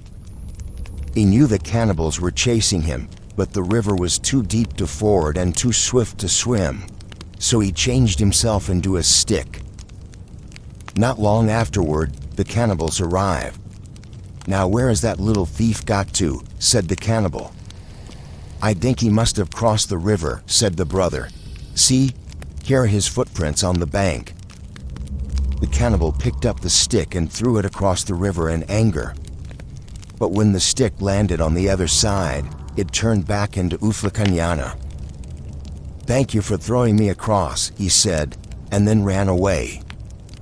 The two cannibals stood on their side of the river, watching him go, and feeling very foolish indeed that they had been tricked that way. Then they went home, and Ufa-Kanyana continued on his own travels. The Little Wise Woman. Khoikhoi, South Africa. The Khoikhoi live in southwestern Africa and traditionally follow a nomadic pastoralist lifestyle. Formerly, these people were often referred to as Hottentots, but that word has derogatory connotations. The term Khoikhoi used here refers to various Khoi-speaking peoples in South Africa. The tale of the Little Wise Woman retold here participates in the trope of the disadvantaged person who has special powers or insights that the advantaged people around them do not have. Both the little girl, who is the main protagonist, and the one-eyed man, who is the main antagonist, are disadvantaged in some way. The little girl by her age and size, and the one-eyed man by his half-blind state. Each of them uses their abilities to try to gain advantage, and each of them is ignored by the people around them who see them as lesser, to their own detriment. The only exception is the little girl's elder sister, who defends her younger sister and is willing to listen and follow instructions. In this way, she avoids the tragic fate of the other girls who treated the Little Wise Woman dismissively. The item of clothing called a kaross mentioned in the story is made from animal hide with the wool or hair still attached. It is stitched together into a sleeveless jacket, and it is traditionally worn by the Khoikhoi people. A girl once set out to look for onions. She arrived at a place where she knew she could find some and found that a group of men had already arrived there before her. One of the men had only a single eye. The girl bent down to dig up the onions, and the men helped her. When her sack was full, the men said, "Why don't you go home and invite your friends to join you? There are plenty of onions for everyone." The girl returned home and told all her friends about the onion field, but made no mention of the men. In the morning, the girls all picked up their sacks and set out to the onion field, the little girl following after them. "Why don't you tell your little sister to go home?" said one of the girls to the small one's elder sister. "She really shouldn't be coming with us." "She's able to run by herself," said the elder sister. "It's not like any of us will need to carry her. Let her follow along." When they arrived at the onion field, the little girl looked at the ground and saw there were many, many footprints. This made her easy. She went to the girl who had been there the day before and asked, "Why are there so many footprints? Weren't you alone last time?" "Oh, those must be all mine," said the older girl. "I was walking around a lot, after all." The little one didn't say anything else, keeping her suspicions to herself. She was a wise little woman, and so she kept looking about her while she worked. One time, she looked about and saw an anteater's hole. The little one went back to digging onions, but kept looking up from time to time. She discovered that there were men close by, but she gave no sign that she had seen them, and the men seemingly could not see her. When the little one had stopped working to look around yet again, one of the older girls said, "Why do you keep doing that? Just dig onions like the rest of us." The little girl didn't reply, but she didn't stop looking either. After a little while, she stood up to look again, and she saw a group of men coming toward the field. One of them was the one-eyed man, and he was playing on a reed pipe. The little girl listened closely and discovered she could understand what the pipe was saying. Over and over, the reed pipe sang, "There will be blood. Today blood will flow. There will be blood. Today blood will flow." The girls heard the music of the reed pipe and began to dance. The little girl asked the older ones whether they could understand what the reed pipe was saying, but they all told her to stop asking silly questions. The little girl then started dancing with the others, but she made her way over to where her elder sister was dancing and tied her sister's kaross to her own, and they kept dancing together like that as the other girls became merrier and merrier. Soon the other girls were making so much noise and having so much fun that the two sisters thought they could slip away undetected. As they walked away from the onion field, the little girl asked her sister, "Do you understand what the reed pipe is saying?" "No, I don't," said the elder. "It is saying, 'There will be blood. Today blood will flow.' Over and over." Now the little sister was truly a wise woman. She had her elder sister walk in front while she walked behind. The little girl stepped into her elder sister's footprints, which made it look like there was only one set of tracks. But she walked backwards, so it wasn't possible to tell which direction they were going. The two girls walked like this until they came to the anteater's hole, where they climbed inside to hide. After a little while, they heard the girls who were still in the field crying and screaming. The men had begun killing them, one after the other. The two sisters who had escaped heard the crying, and the elder one began to weep herself, in grief for her friends. The little one said to her, "Be glad you came with me. If you had stayed, you would be dead just like all the others." Back in the onion field, the men finished killing all the girls. The one-eyed man looked about and said, "Wait, there are two missing." The other men said, "How would you even know that? You only have one eye." "I do know," said the one-eyed man. "There are two others. We should go look for them." The other men agreed to help look, and soon they found a single set of footprints outside the field. They couldn't decide whether these were the footprints of someone leaving or someone entering the field, but they decided to follow them out of the field anyway. Soon they came to the anteater's hole. They looked inside but didn't see anything. Then the one-eyed man looked. "They're in there," he said. The others laughed at him. "How would you even know that? You only have one eye."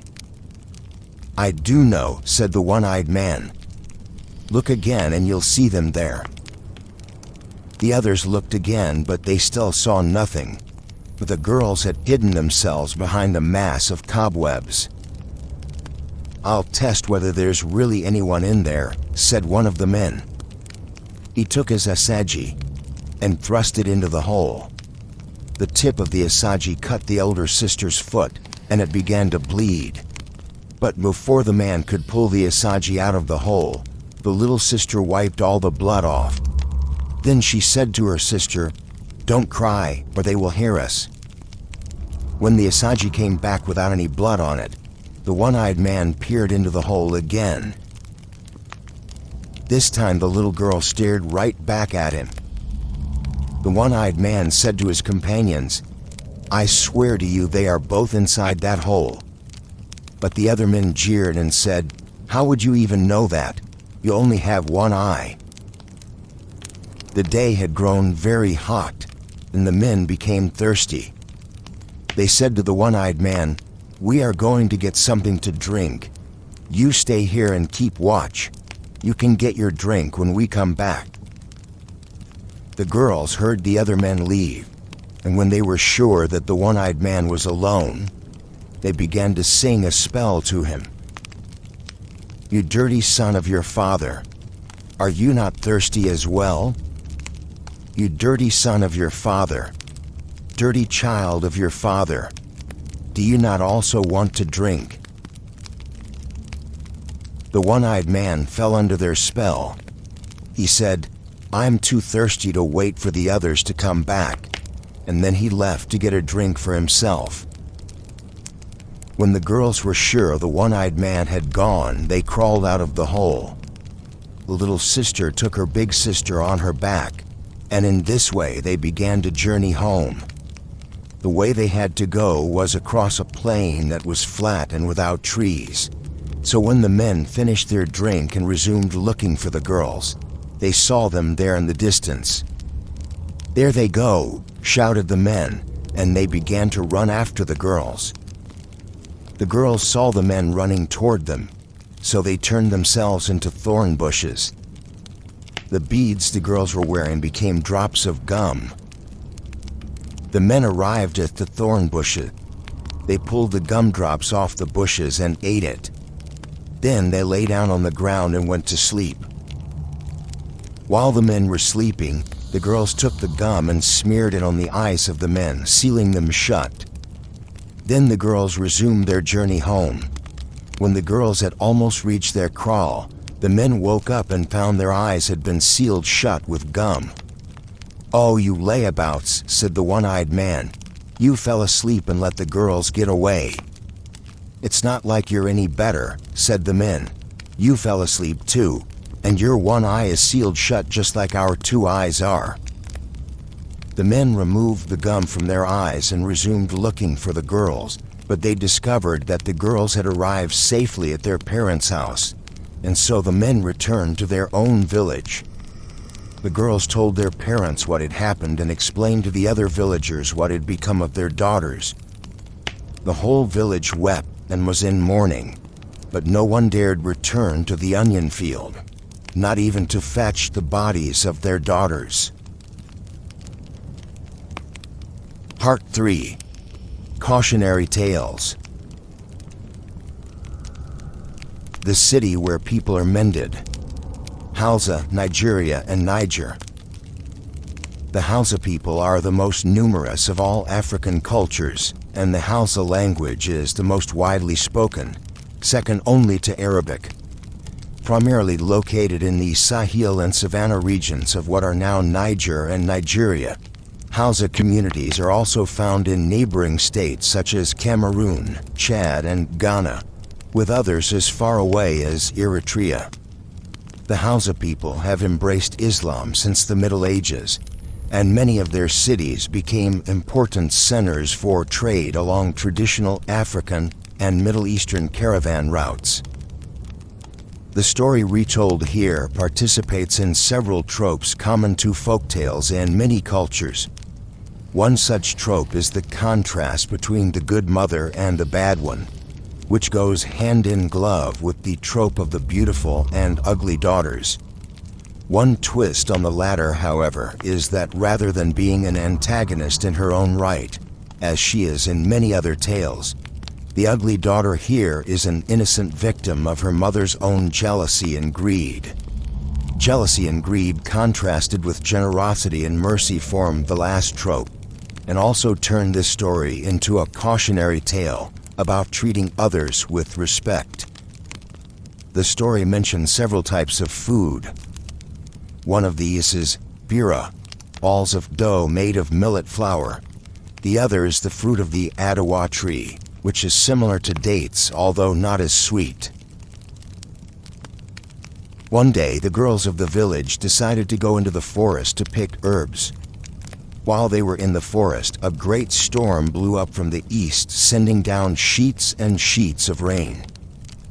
The girls all ran to take shelter beneath the baobab tree, but when they found the tree was hollow, they went inside. No sooner had the girls entered the tree than the devil came and closed it up behind them. "Oh, please let us out," cried the girls. "No, I won't let you out," said the devil. "Not unless you give me your necklace and your clothes." The girls handed the devil their necklaces and clothes, except for one girl who refused. The ones who gave the devil their things were let go, but the devil kept the other one inside the tree. The girls who escaped ran to their friend's mother and told her everything that had happened, and the devil still held the woman's daughter captive inside the baobab tree. "Take me to the tree that I may know which one it is," said the mother. The girls led her to the tree, and the mother saw that there was a hole in the top that led down inside the trunk. The mother went home and cooked a meal for her daughter, then returned to the tree. "Daughter," she called, "I am here. I have food for you. Stretch your hand through the hole in the trunk and I will give you your meal." The girl heard her mother's voice, and so she put her hand through the hole in the trunk and received the food her mother had prepared. Once the girl had eaten all her food, the mother went home. Now, there happened to be a hyena skulking nearby, and he saw and heard everything that went on. Thinking to take advantage of the situation, he went over to the tree and said, "Daughter, I am here. I have food for you. Stretch your hand through the hole in the trunk and I will give you your meal." The girl heard the hyena calling to her from inside the tree. She did not recognize the hyena's gruff voice. "You are not my mother," the girl said. "Go away." The hyena went to a blacksmith shop. "Change my voice so that I sound like a human," said the hyena. "Very well," said the blacksmith, "but likely you'll eat the first thing you find in the road and that will undo all my work." The blacksmith changed the hyena's voice, and the hyena trotted off on his way back to the tree. Along the road, the hyena came across a centipede. "Never pass up a free meal," said the hyena, and he gobbled up the centipede in one bite. Soon the hyena arrived at the baobab tree. "Daughter," he called, "I am here. I have food for you. Stretch your hand through the hole in the trunk, and I will give you your meal." But the hyena's voice was gruff and scratchy from having eaten the centipede, so the girl did not recognize it. "You are not my mother," the girl said. Go away." The hyena ran back to the blacksmith shop in a fury. "You said you'd change my voice, but it didn't work. I should gobble you up right here where you stand." "Wait," said the blacksmith. "Did you eat anything after I changed it the first time?" "Well, yes," said the hyena. "There was a fat centipede in the road, and I was in the mood for a snack." "That's why your voice changed back," said the blacksmith.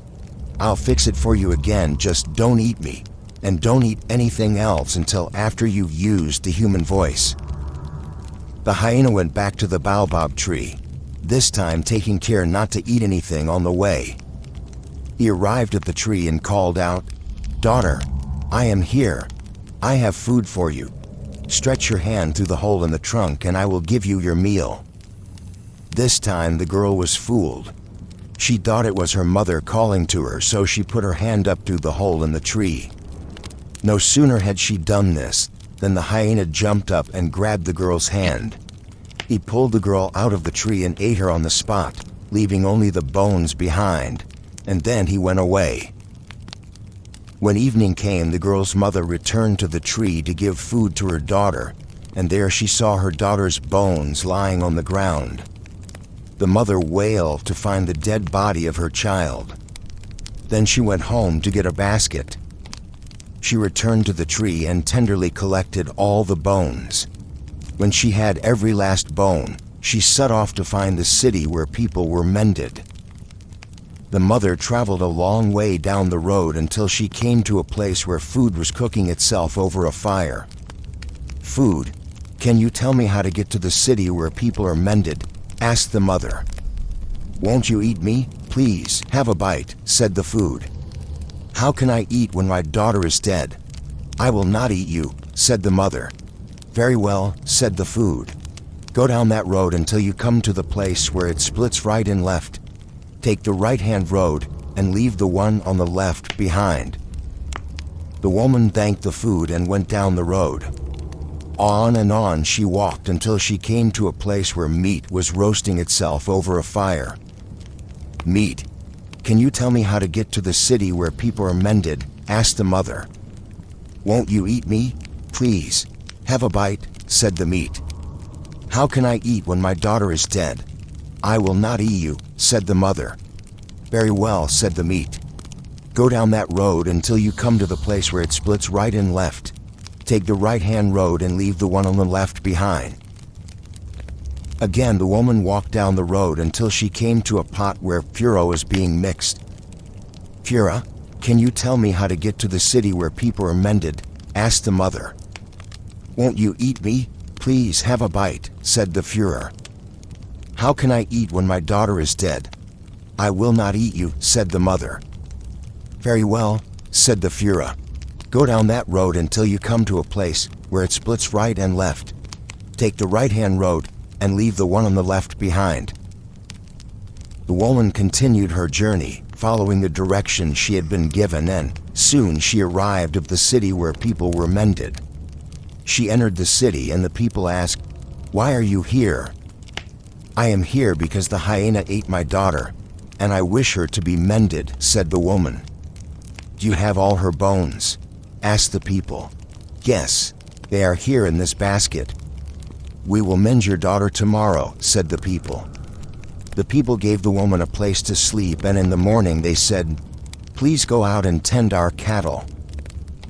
The woman went to the byre and let the cattle out into the pasture. Now the food of these cattle was the fruit of the Ottawa tree. The woman went to the tree and picked off all the ripe fruit and fed it to the cattle. Then she took some of the unripe fruit for herself and ate it. The woman fed the cattle ripe Ottawa fruit all day, and at sunset she brought them home and put them in their byre. No sooner had they reached the byre than the biggest bull started singing, "This woman is a good woman. She fed us ripe fruit all day and kept none for herself. This woman is a good woman. Mend her daughter well." The people heard the bull's song. They said to the woman, "Go into that hut and sleep well. Your daughter will be given back to you in the morning." Sure enough, when the woman awoke in the morning, the people gave her daughter back. The mother and daughter greeted one another with great joy. Then they went home together. Now, the mother was not the only wife in that household. There was another wife who was jealous because her daughter was ugly, whereas the first wife's daughter was beautiful. The second wife saw the first one return with her beautiful daughter restored, and when the second wife had heard the tale of what happened, she began to scheme about how she might get her daughter restored as well. Maybe she might even become beautiful afterward. The second wife called her daughter to her and threw her into a large mortar. Then the second wife began to pound her daughter with the pestle. "No, mother, do not kill me," pleaded her daughter. But the second wife did not stop. She pounded her daughter until she was dead, and then she collected all the bones in a basket and set out for the city where people were mended. The second wife traveled a long way along the road until she came to the place where food was cooking itself. "Food, can you tell me how to get to the city where people are mended?" said the second wife. "Won't you eat me? Please, have a bite," said the food. The second wife looked at the good food and said, "You don't have to ask twice," and then she ate up all the food. When the food was all gone, the second wife resumed her journey. On and on she walked until she came to the place where meat was roasting itself. "Meat, can you tell me how to get to the city where people are mended?" said the second wife. "Won't you eat me? Please, have a bite," said the meat.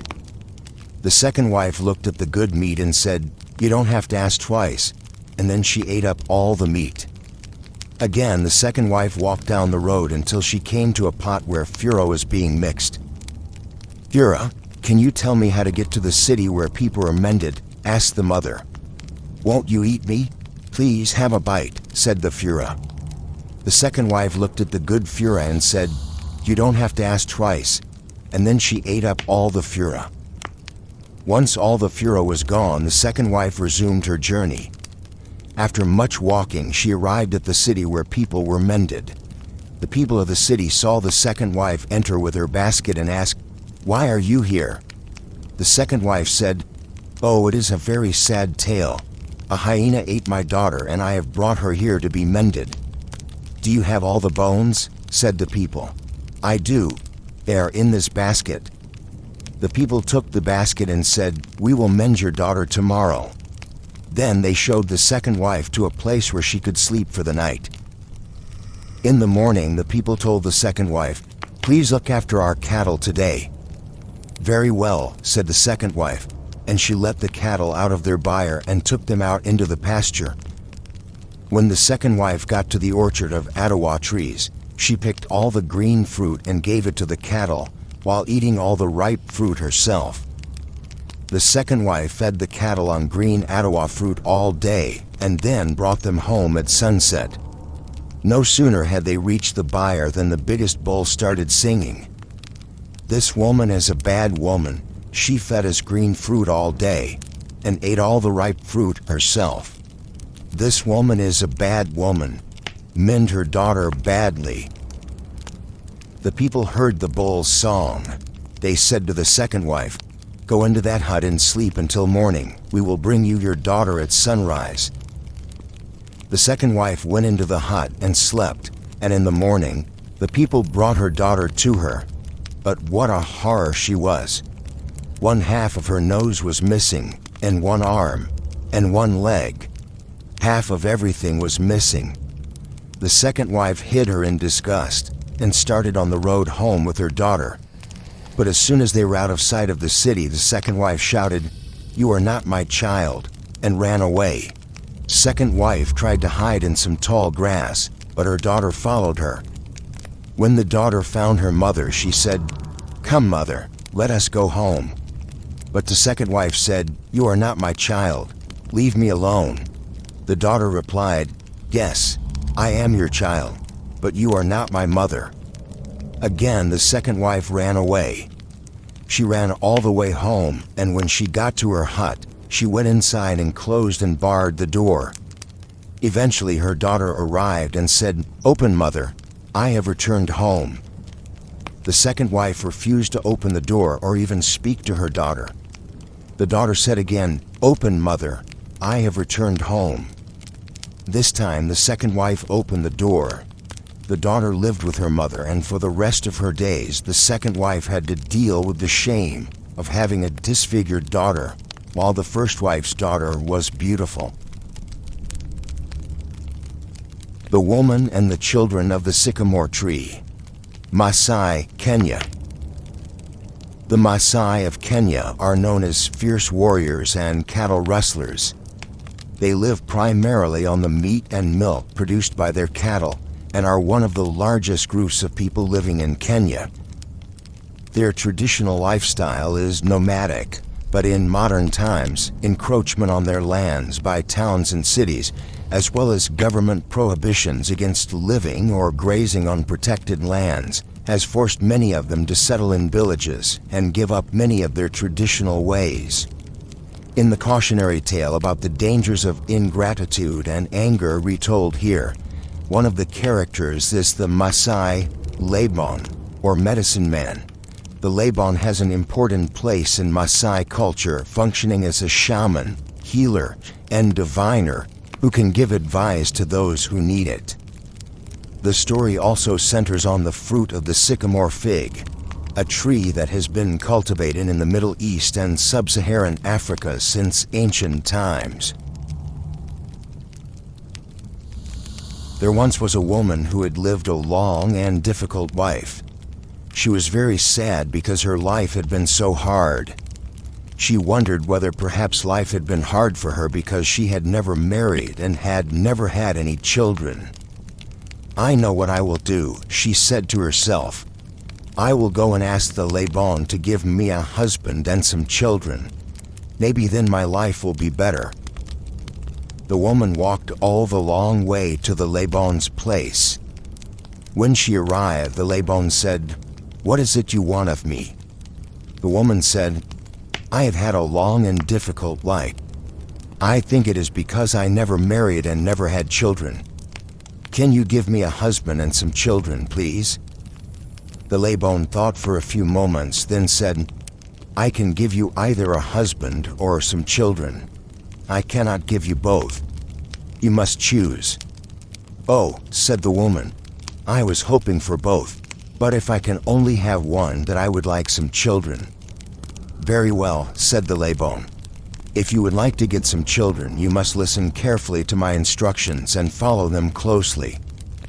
First, you must return home and gather up all your cooking pots. You must have at least 3, but if you can carry more, that will be even better. Go into the forest and look for a sycamore that is bearing fruit. Fill the pots with as much fruit as they will hold, then put the pots in your house. When all the pots are filled and put away, then you must leave your house and go for a walk. Do not return until sunset." The woman thanked the Laban and returned home. She gathered up her cooking pots, filled them with sycamore fruit, and put them away in her house. Then she went for a walk. She walked and walked until the sun began to set. She returned home, and as she approached her house, she heard the sound of children's voices. Her home was an astonishing sight. The kraal had been swept clean, the cattle taken out to pasture, the house tidied, and a meal was cooking on the fire. A crowd of children of all ages greeted her. "Mother, mother," they cried, "we are so glad you are home. See, we cleaned the house and the kraal, and the boys are out with the cattle. They will bring them a home present." The woman was overjoyed that she had so many fine children. She lived with them very happily for many days. Then one day, the children did something to displease the woman. Nobody remembers what it was the children did, but everyone remembers what happened afterward. The woman began to scold the children. She said to them, "Oh, you are worthless children. You are nothing but children I got from a sycamore tree. Why should I have expected anything better from a bunch of tree children?" The children didn't answer her. They just stood there looking very sad indeed. Then the woman left the house. she went to visit some friends and spent the day with them. While the woman was gone, the children returned to the sycamore tree where they turned back into fruit. The woman returned home and saw that her house was empty. She called and called for the children, but they did not answer. A pang of fear went through her body. She ran to the Laban's house and said, "My children have all disappeared. If I put the sycamore fruit into the pots again, will they come back?" The Laban said, "I don't know. Maybe you should go back to the tree and see whether it tells you what to do." The woman thanked the Laban and ran home to get her cooking pots. Then she ran into the forest. She ran and ran until she came to the sycamore tree that had given her children before. She climbed up into the tree to pick the fruit that was hanging there, but the skin of every fruit she picked split open, revealing an eye full of tears. No matter where on the tree she took the fruit from, it always had an eye in it. Finally, the woman realized it was useless. She climbed down from the tree, gathered up her pots, and returned home, weeping bitterly. She spent the rest of her days in sadness and mourning, and never again did she try to get her children back from the sycamore tree. Part 4. The Influence of Islam. The story of a wager. Tigray, Eritrea. The Tigray people of Eritrea are pastoralist nomads who embrace Islam. Arab influence in this East African country may be seen in the story retold here, which features the character Abanawas. Unlike the characters in most other folk tales, Abanawas, died 814, actually was a historical personage and one of the great poets of Arabic classical literature. Having a reputation that was somewhat larger than life, Abanawas eventually was fictionalized as a trickster character appearing in Arabic folklore, including the Arabian Nights collection and many other stories. Islamic conquerors and Arab traders brought these stories with them when they invaded the eastern coast of Africa, and so the stories worked their way into the folktale repertoire of the African peoples who converted to Islam. Abanawas's role in these tales usually involves tricking greedy, well-off people and showing them the error of their ways, which he does with a great deal of flair in the story retold here. Once there were two men who made a wager. The first man said to the second, "I will give you all of my cattle if you can stay in the ocean all night long. But if you get out of the water before dawn, you have to give me all of your cattle." The second said, "I accept your wager." The second man soon realized that he had acted very foolishly. He thought about what he would have to do and became very frightened. He was sure he would fail and that he would lose all his cattle. He decided to go and ask an old woman he knew to be very wise. He told the woman about the wager and what he had to do, and then he said, "Do you know how I might win this bet?" "Yes, I do," she said. "Ask one of your relatives to go to the seashore with you. They are to build a fire on the beach across from where you will be. They must not let the fire go out at all. While you're in the water, keep your eyes fixed on the flame. That way, you will feel warm and will be able to win your wager." On the night that had been fixed for the wager, the second man and his mother went down to the beach. The mother made a fire, and then the man swam out until he was in deep water and could not touch the bottom. The first man hired watchmen to stand on the beach as well, to make sure that the second man did not come out of the water before daybreak.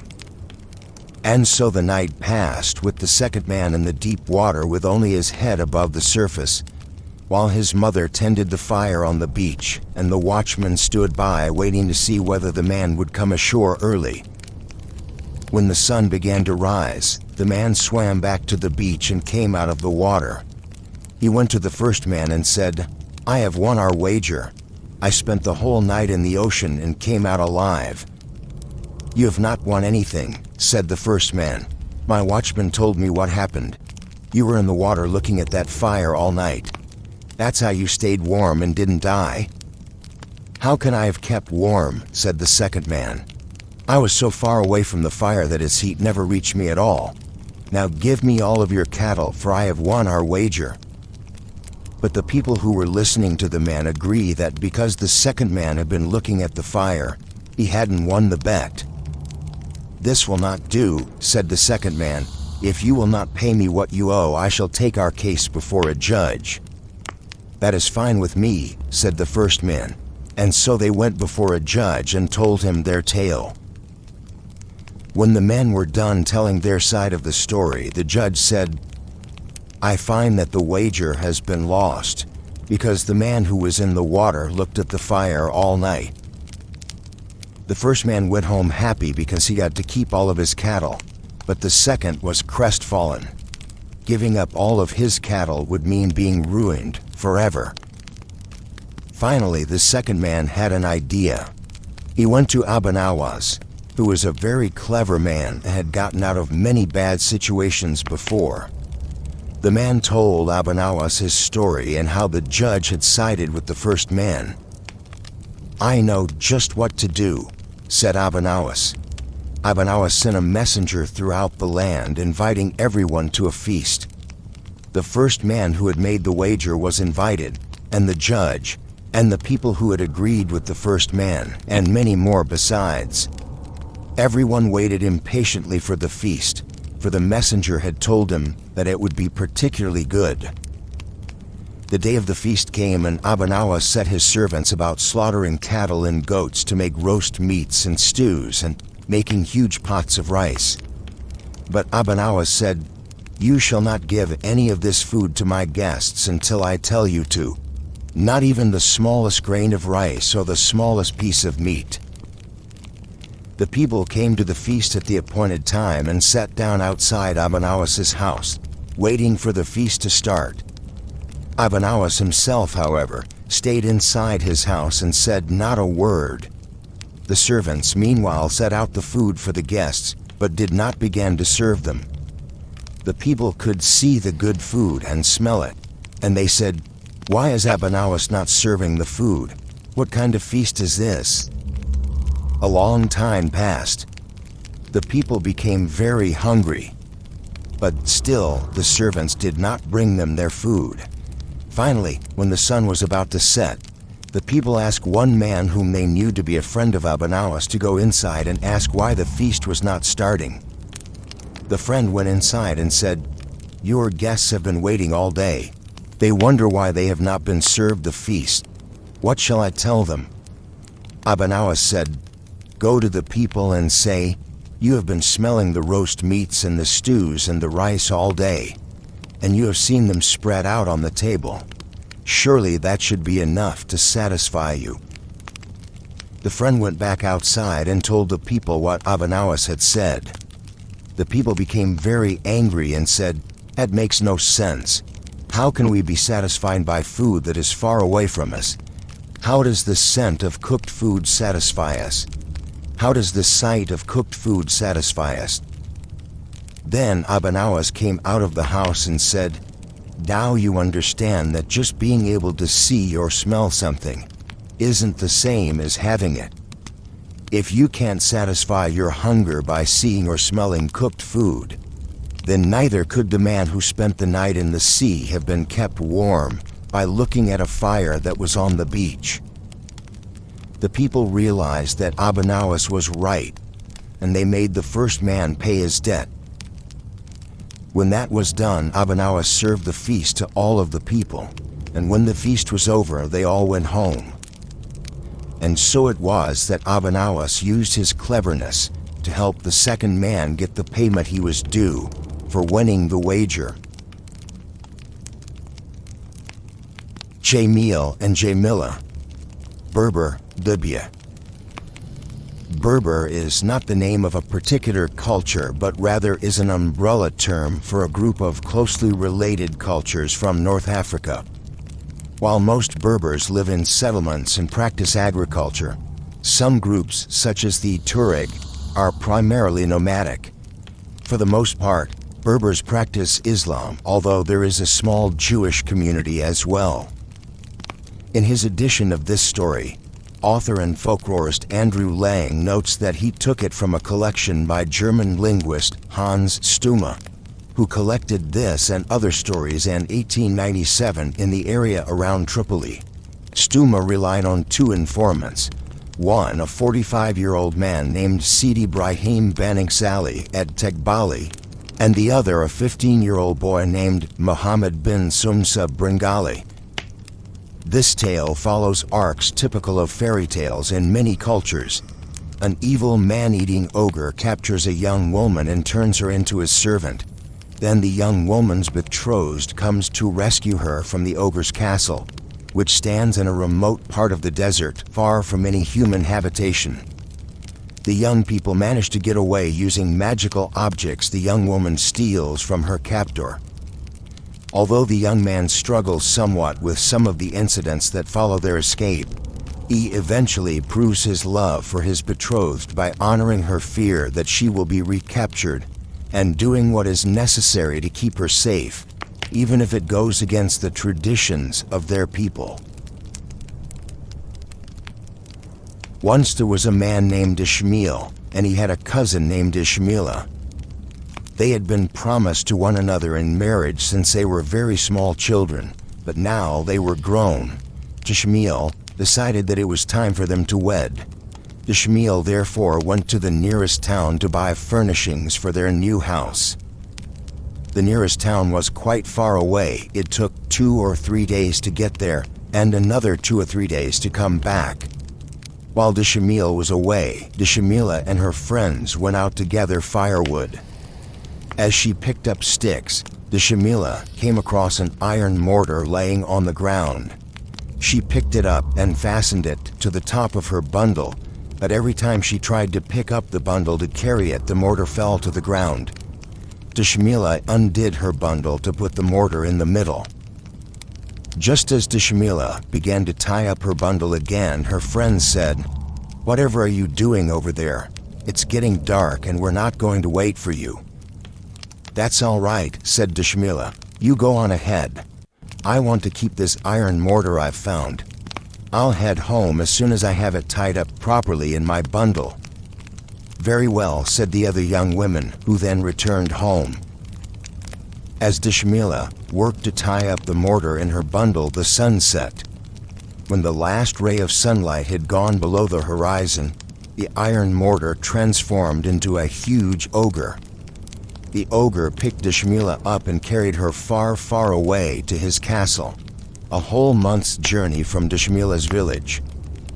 The ogre put Ishmaela in a chamber of his castle and said, "Do not be afraid. You will not be harmed." Then the ogre went out, leaving Ishmaela sitting in the chamber weeping bitter tears and shivering with fright. When the other young women of the village returned home, Ishmaela's mother noticed that her daughter was not among them.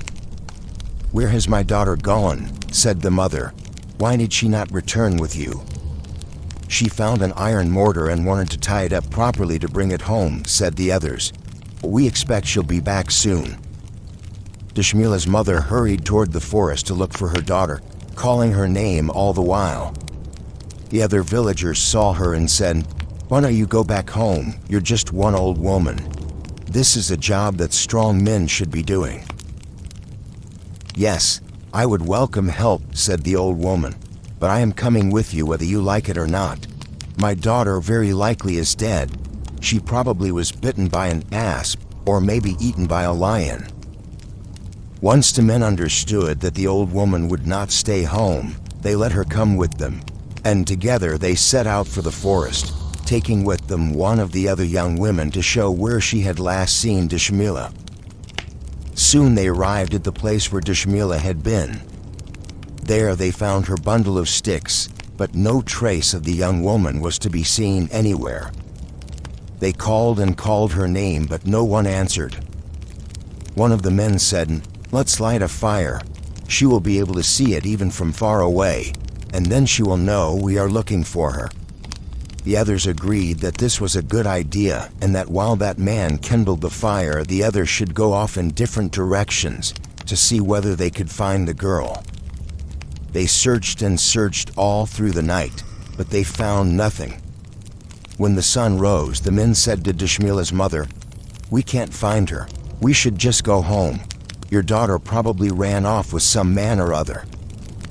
"Yes, let us go home," said the old woman, "but first, I would like to look in the river.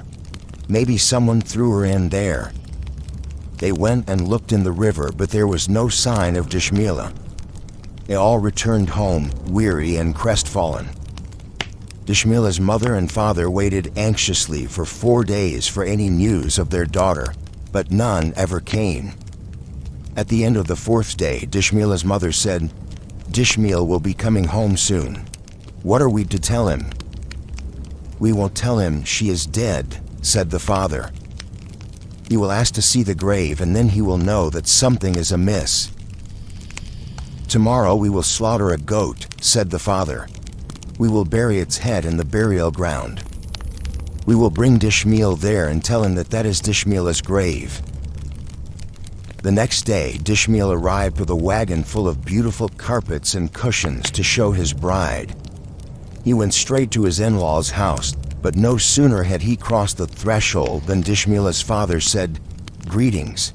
Dishmila is dead." The young man began to wail and weep. For a long time he could do nothing else, and he could not speak. When he finally regained his senses, he asked, "Where have you buried her?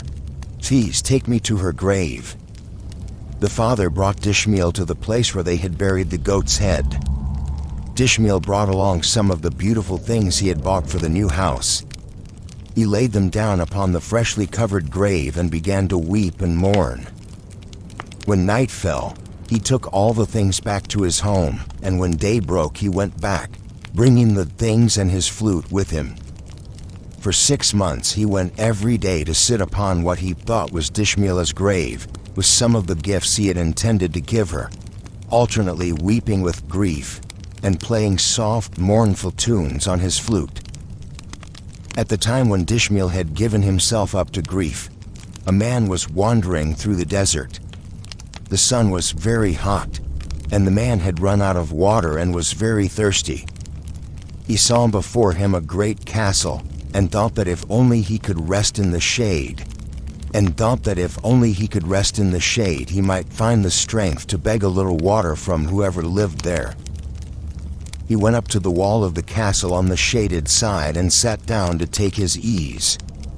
It was so lovely and cool in the shade of the castle that he nearly fell asleep, but he startled awake when he heard a soft voice saying, "Who are you? Are you a ghost or a living man?" The man looked up and saw a girl leaning out of a window. "I am a man," he said, "and likely a better one than your father or grandfather." "I wish you good luck," she replied. "But why are you here? This is a land of ogres and all manner of horrible things." "Is this really the home of an ogre?" asked the man. "Oh yes," said the girl, "and as soon as the sun sets he will come home. If he finds you here, he will turn you into his supper. You need to leave at once, for the day is already getting old." "I will not get far if I leave without having something to drink," said the man. "I have been journeying all day in the hot desert sun, and I am so thirsty. Please give me some water." "I can't do that," said the girl. "But if you travel in that direction, you might find a well or a spring. The ogre always goes that way when he wants to get water for the castle." The man stood up and began to walk away, but the girl called out, "Wait, tell me where you are going." "Why do you need to know that?" said the man. "I have a favor to ask, if you're willing to do it, but I need to know which way you are going." "I'm going to Damascus," said the man. "Here is the favor. On your way you will pass through my village. Ask for a man called Dishmil. Tell him Dishmila is alive and waits for you. She is held captive in a castle out in the desert. Be of good courage." The man promised to take her message, and he walked off in the direction she had shown him. Soon enough, he came across a spring of cool, clear water. The man knelt down and drank until his thirst was quenched. Then he lay down near the spring and slept for a while. When the man woke up, he said, "That maiden surely did right by me when she told me the way to the spring. I'd be dead if it wasn't for her. I will surely look for her village and take her message to Dishmiel." The man traveled for a whole month, asking at every village he passed through whether there was a man named Dishmiel, but everyone always told him there was no one in their village with that name. At the end of that month, the man came to another village. He entered and saw a man sitting in front of one of the houses. The man's hair was long and unkempt, and his beard was shaggy. As the man walked toward the house, the unkempt man said, "Welcome to our village. Where have you come from?" "I came from the west, and I am walking to the east," said the traveler. "Come in and take supper with us," said the unkempt man. "You have had a long journey, and you must be hungry." The traveler went inside and was made welcome by Dishmiela's parents and Dishmiela's brothers, who set a meal on the table. All gathered around to eat, and they invited the traveler to partake with them. However, the traveler noticed that one member of the family was missing. "Where is the unkempt man who invited me into your gracious home?" asked the traveler. "Will he not also eat with us?" "Don't mind him," whispered one of Dishmiel's brothers. "He does that every night. He'll eat something in the morning." The traveler went on with his meal, wondering what was wrong with the shaggy man. Suddenly, one of Dishmiel's brothers called out, "Dishmiel, do go and get us some water, if you would." When the traveler heard the name Dishmiel, he remembered what he had promised a young woman in the castle. "Dishmiel," said the traveler, "does someone here have that name? I got lost in the desert and came across a castle. There was a maiden in the castle, and she looked out the window and said, 'Shh,' said one of the brothers. 'Don't let him hear you.' But it was too late. The unkempt man came to the table and said, 'Tell me all your tale. Tell me what you saw and what she said. Do it now, or I shall kill you right here.' 'I will tell you all, sir,' said the traveler. 'I was lost in the desert, and before me I saw a castle. I thought to rest in its shade before carrying on with my journey. While I sat with my back against the castle wall, a maiden put her head out of a window above me and asked whether I was a man or ghost. I told her I was a man and asked her whether she might give me a drink, for I was very thirsty. She said she had no water to give me, but told me of a spring that was not far off. She also warned me that I needed to leave right away, for the castle is home to a horrible ogre who might eat me for his supper. Before I left, she asked which way I was going. I told her, and she asked a favor of me. She said that I was to find her village and to find the man named Dishmiel who lived there, and that when I found him I was to tell him, 'Dishmiela is alive and waits for you. She is held captive in a castle out in the desert. Be of good courage.'" For a moment there was silence. Then the unkempt man, who was indeed Dishmiel, said, "Is this true? Is my beloved really still alive?" The whole family protested that Dishmiela was really dead and that the gray was indeed hers. "We'll see whether you're telling the truth or not," said Dishmiel. He snatched up a spade and made for the burial ground. "Wait," cried Dishmiela's parents, "we'll tell you the truth." Dishmiela went out to gather firewood but didn't return with the others. When night fell, we went looking for her, but we couldn't find her anywhere, and she didn't come home. After 4 days, we decided the best thing to do would be to just tell you that she was dead and make a false grave to convince you that it was true. But since now you know the truth, you should go and find her. Perhaps this man will go with you as a guide. He has been to the castle, and he will be able to show you the way there." "Yes," said Dishmiel, "that is the best way.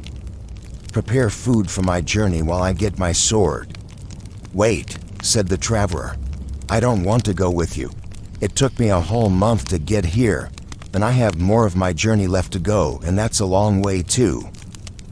Dishmael said, "Please come with me for 3 days to set me on the right path, and after 3 days we can go our separate ways." "That seems fair," said the traveler, and so they set out on their journey. For 3 days Dishmael and his companion traveled from daybreak to dusk, and at dusk of the 3rd day the traveler said, "Go that way, and walk straight on until you come to a spring. Then keep going in the same direction, and soon enough you will see the castle." "Very well," said Dishmael. Then the 2 men said their farewells and parted ways.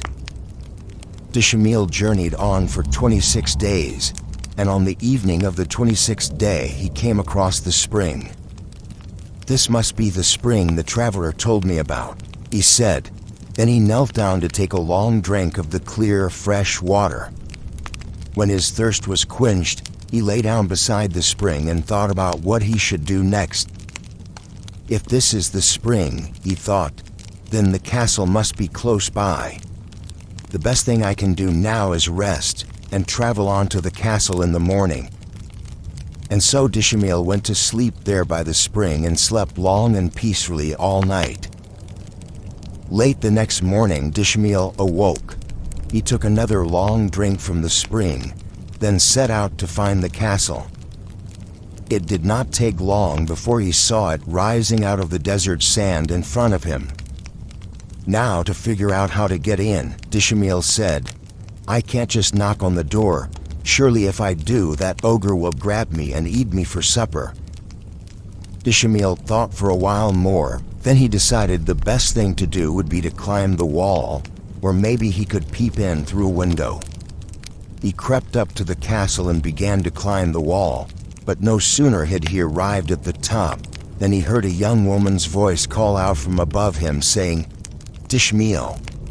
Dishmael looked up, and what should he see but his beloved Dishmael peeping out of a window above him. Dishmael began to weep for joy. "My dear beloved one," said the girl, "what brings you here?" "I came looking for you," he said. "Oh no," said Dishmael, "you mustn't. You must leave at once. If the ogre comes home and finds you here, he will kill and eat you." "I don't care if there are 50 ogres in this castle," said Dishmael. "I have not grieved for so long and traveled so far just to lose you again." "If I lowered a rope to you," said Dishmael, "could you use it to climb up and come in through the window?" "Certainly," the young man replied. The young woman went back into her chamber. Soon enough, a light rope came down from the window.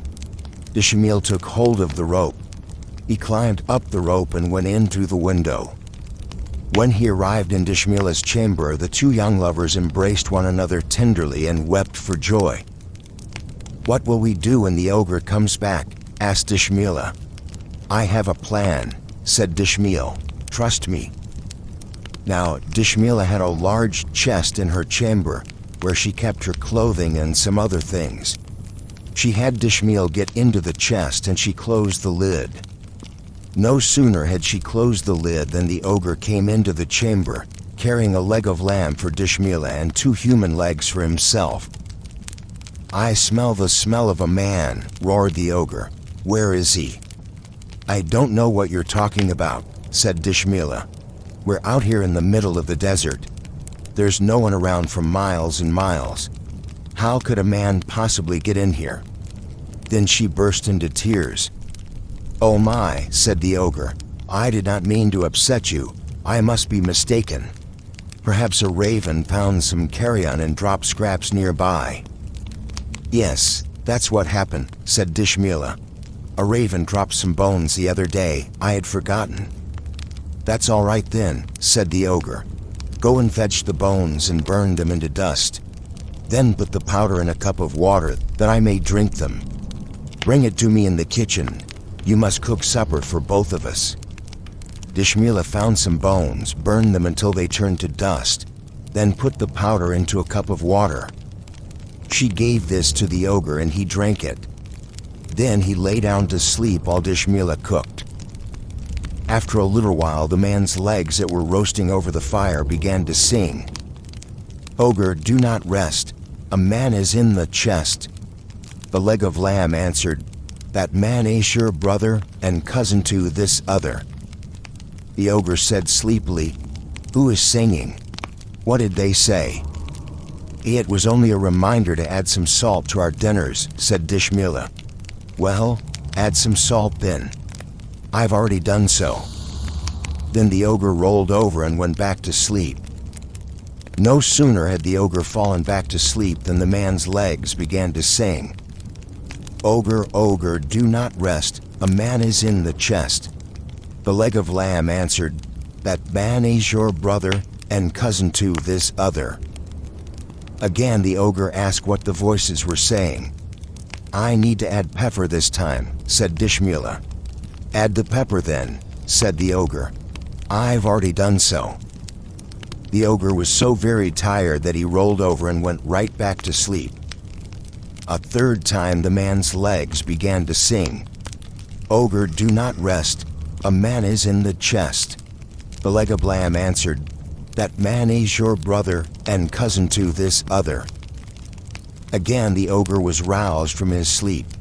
"What did it say this time?" said the ogre. "It says that it's ready for us to eat." "Oh, good," said the ogre. "I am very hungry. Please serve me my food." Dishmila fed the man's legs to the ogre and sliced up the lamb for herself, cleverly hiding some away to give to Dishmila later. When the ogre finished eating, he washed his hands and then told Dishmila to go to his chamber and make up his bed for him. Dishmila did so, turning down the covers and plumping the pillow for him. The ogre got into bed and Dishmila tucked him in. Then Dishmila asked, "Father, why do you always sleep with your eyes open?" The ogre frowned.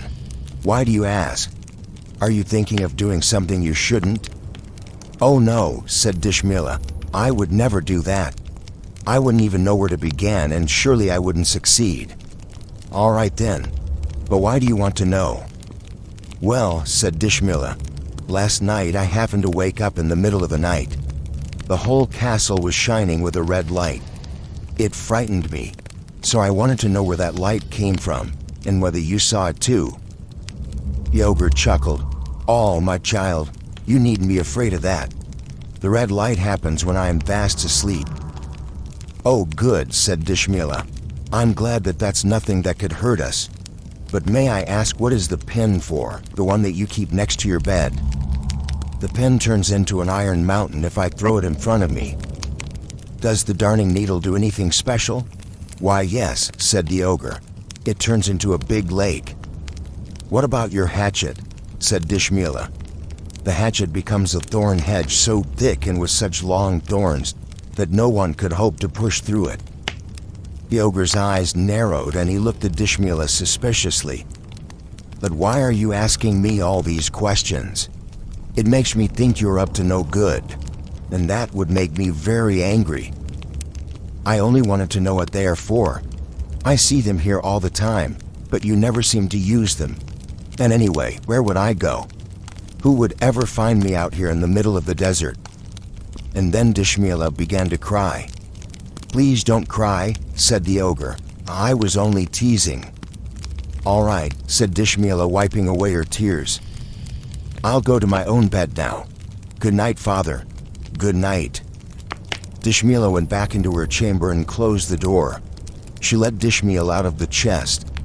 "Let's go," said Dishmila. "Let's get out of here now." "No, wait," said Dishmila, who went to the door and opened it just a crack. "You see that yellow light? It means the ogre isn't asleep yet."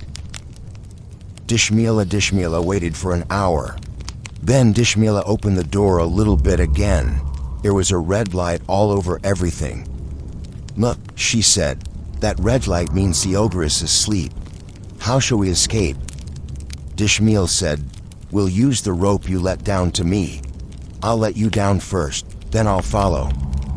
"Yes, that is a good plan," said Dishmila. "You get the rope ready. I'm going to get some other things that could help us."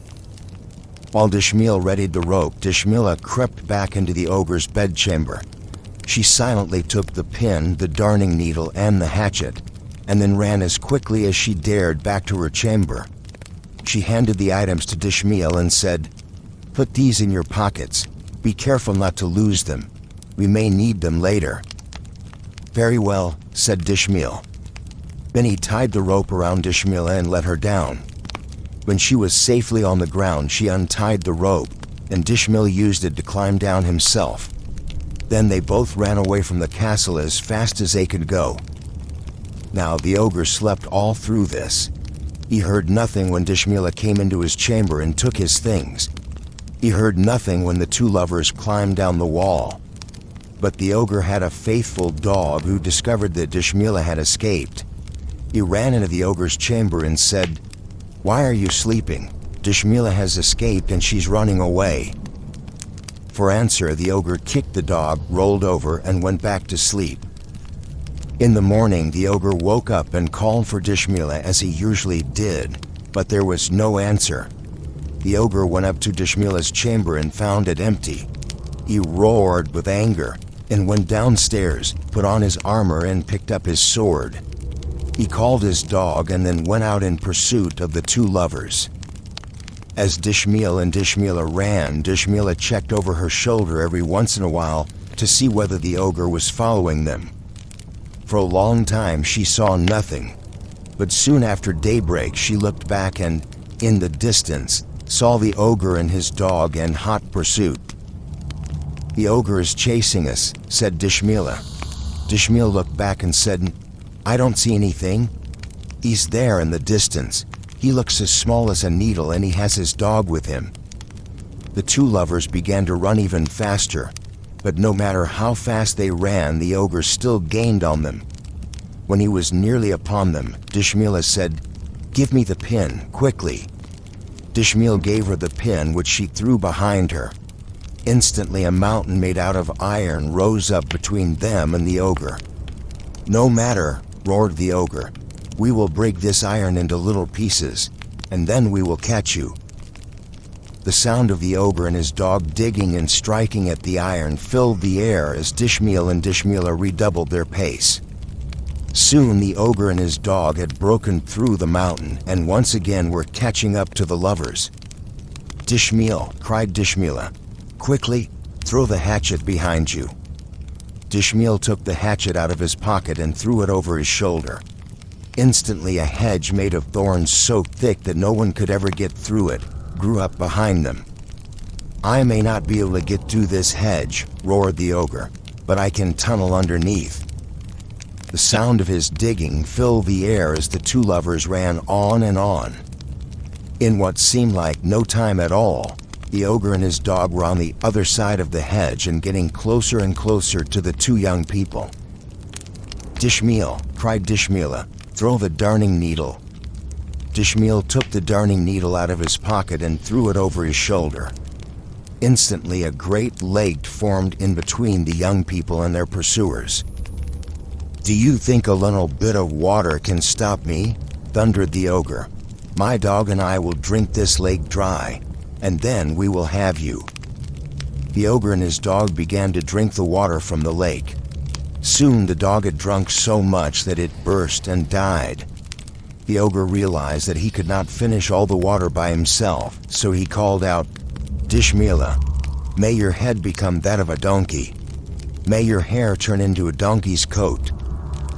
Dishmiel turned to look at his cousin and found a strange creature standing next to him.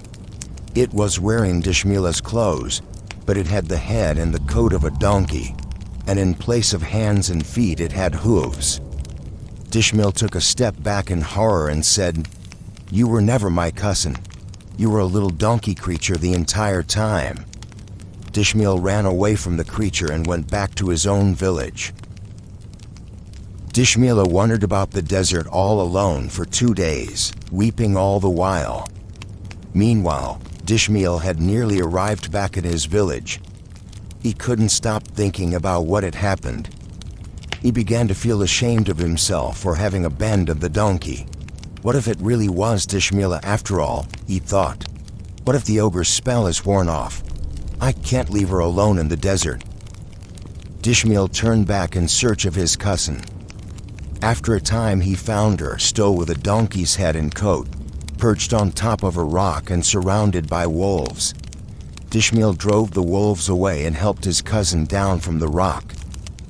"Well, that was close," said Dishmael. "Those wolves would have had you if I hadn't come along." Dishmael glared at her cousin. "Those wolves wouldn't have been anywhere near me if you had just taken me home." "I thought you were a witch," said Dishmael, "and you turned into a donkey right before my eyes." "Yes, I turned into a donkey," said Dishmael, "because the ogre cast a spell on me." "What did you expect me to do?" said Dishmael. "What would everyone have said if I came home leading a half-woman, half-donkey and said, 'Behold, I have rescued Dishmael'?" "What are you going to do now?" said Dishmael. "I don't know." "Why don't you take me home at night? Just bring me to my mother's house and I'll do the rest." They waited next to the rocks until the sun had set, then journeyed back to the village. When they arrived, they went to Dishmael's mother's house and knocked on the door. "Who is there?" the mother said. "It is I, Dishmael." The mother opened the door and Dishmael said, "I found Dishmael and I brought her home." The mother looked at the little donkey and said, "Since when have I been the mother of a donkey? That is not my daughter. You need to leave right now. This is foolishness." "Hush," said Dishmael. "Do you want to wake the whole village? This really is Dishmael. She's under a spell." Dishmael sobbed, "Mother, it really is me. Do you not know me?" "Do you remember that Dishmael had 2 scars?" said Dishmael. "Yes, she had one on her thigh from a dog bite," said the mother, "and another on her breast from a burn with a lamp oil that she got when she was small." Dishmael took off her clothes and showed the 2 scars to her mother. When the mother saw that this indeed was her daughter, she embraced her joyfully and they both wept. "Oh, daughter," said the mother, "who did this to you?" "It was the ogre, mother," said Dishmael. "He captured me when I was in the forest gathering firewood, and he kept me in his castle. Then Dishmael rescued me, but the ogre put a spell on me while we were escaping. I am very glad you are home and safe, but what are we going to tell everyone?" said the mother. "Hide me here in your home," said Dishmael. "And Dishmael, if anyone asks whether you found me, keep pretending that I'm still lost. I'll take care of the rest." The mother hid Dishmael in her home, and Dishmael returned to his family. "Welcome home," said Dishmael's father. "Did you find your cousin?" "No, not a trace. I looked everywhere." "What happened to the man who went with you?" said Dishmael's brother. "After 3 days I had to let him leave. He was useless. He's probably arrived at his own home by now. I searched every castle I could find, but there was no sign of Dishmael anywhere." "Ah well," said Dishmael's father, "she probably got snatched by an ogre who ate her for his supper. Not much one can do about that." Even after Dishmael repeated this story many times, people still kept asking him whether he was going to go look for Dishmael again, and every time he said he was not. "All right then," said his friends and family. "We'll just have to find you someone else to be your wife. There are many beautiful girls in this village who would be pleased to marry you. Choose one." But every time, Dishmael said he would have none other but his cousin. The people of the village began to think him mad. "You went out and bought all those furnishings, and now they're just sitting around unused. Choose another girl, marry and be happy." "I will never marry anyone other than my beloved Dishmael," said Dishmael. "Stop asking me." 3 months went by. Then one day a merchant drew near to the ogre's castle. He went to sit in the shade of the wall, and the ogre found him there. "What are you doing near my castle?" said the ogre. The man stood up, trembling with fear. "Please, sir, I am only a merchant. See, this is my bundle of goods. I sell clothing." "Don't be afraid," said the ogre. "I won't eat you. At least not yet. I need your help." "What do you want me to do?" said the merchant. "Go in that direction," said the ogre. and after a few days you will come to a village. Take this comb and mirror, and ask the people of the village whether they know a young woman named Dishmila and a young man named Dishmil. When you find the young woman, give her the comb and the mirror and tell her, your father the ogre bids you look in the mirror, and your own face will be returned to you. Then comb your coat with this comb, and all will be restored to you as it was before. I will do everything you say, said the merchant. That is good, said the ogre, because if you don't, I will eat you for sure. After a long journey, the merchant arrived at Dishmila's village. He sat down as soon as he could find a good spot, because he was tired, hungry, and very, very thirsty. Dishmil came upon him sitting there and said, "You really should get out of the sun. You will get sunstroke if you stay there." "Yes, thank you," said the merchant, "but I've been traveling for a whole month, and I am too tired and hungry and thirsty to move right now." "From where did you come?" The merchant pointed in the direction of the ogre's castle. "That way," he said. "Did you see anything interesting on your travels?" asked Dishmil. "I did indeed.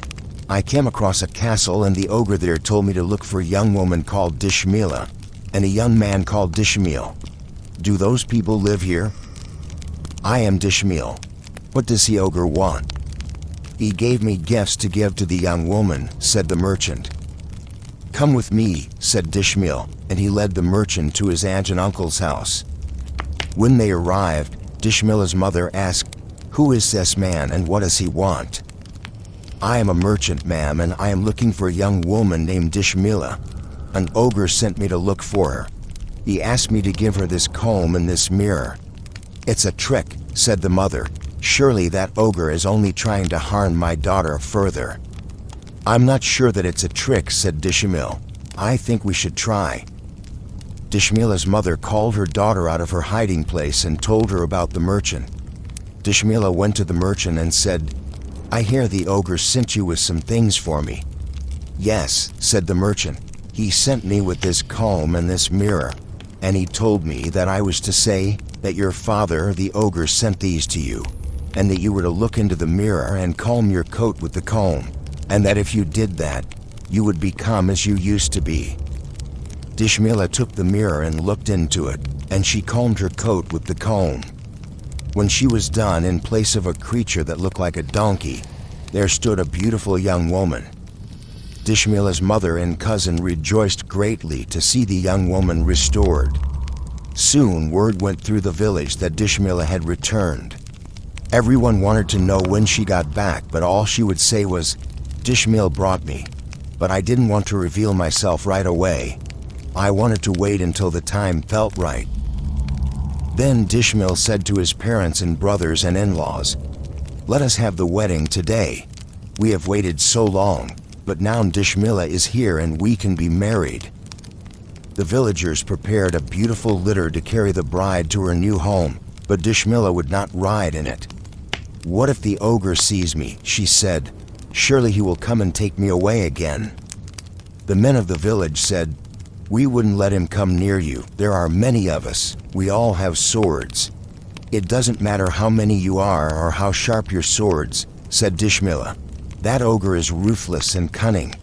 I know him." One old man said, "We should listen to her. If she won't ride the litter to her new house, maybe she can walk." The others protested that the ogre couldn't possibly take her away again, but Dishmila would not be swayed. She would neither ride the litter nor walk. Soon it looked like an argument would break out, but Dishmil said, "If she is too afraid to leave this house, then I will live here with her. We can still have the wedding feast and Dishmila will feel safe and cared for." And so Dishmil and Dishmila were finally made man and wife, and they lived together in great peace and happiness to the end of their days.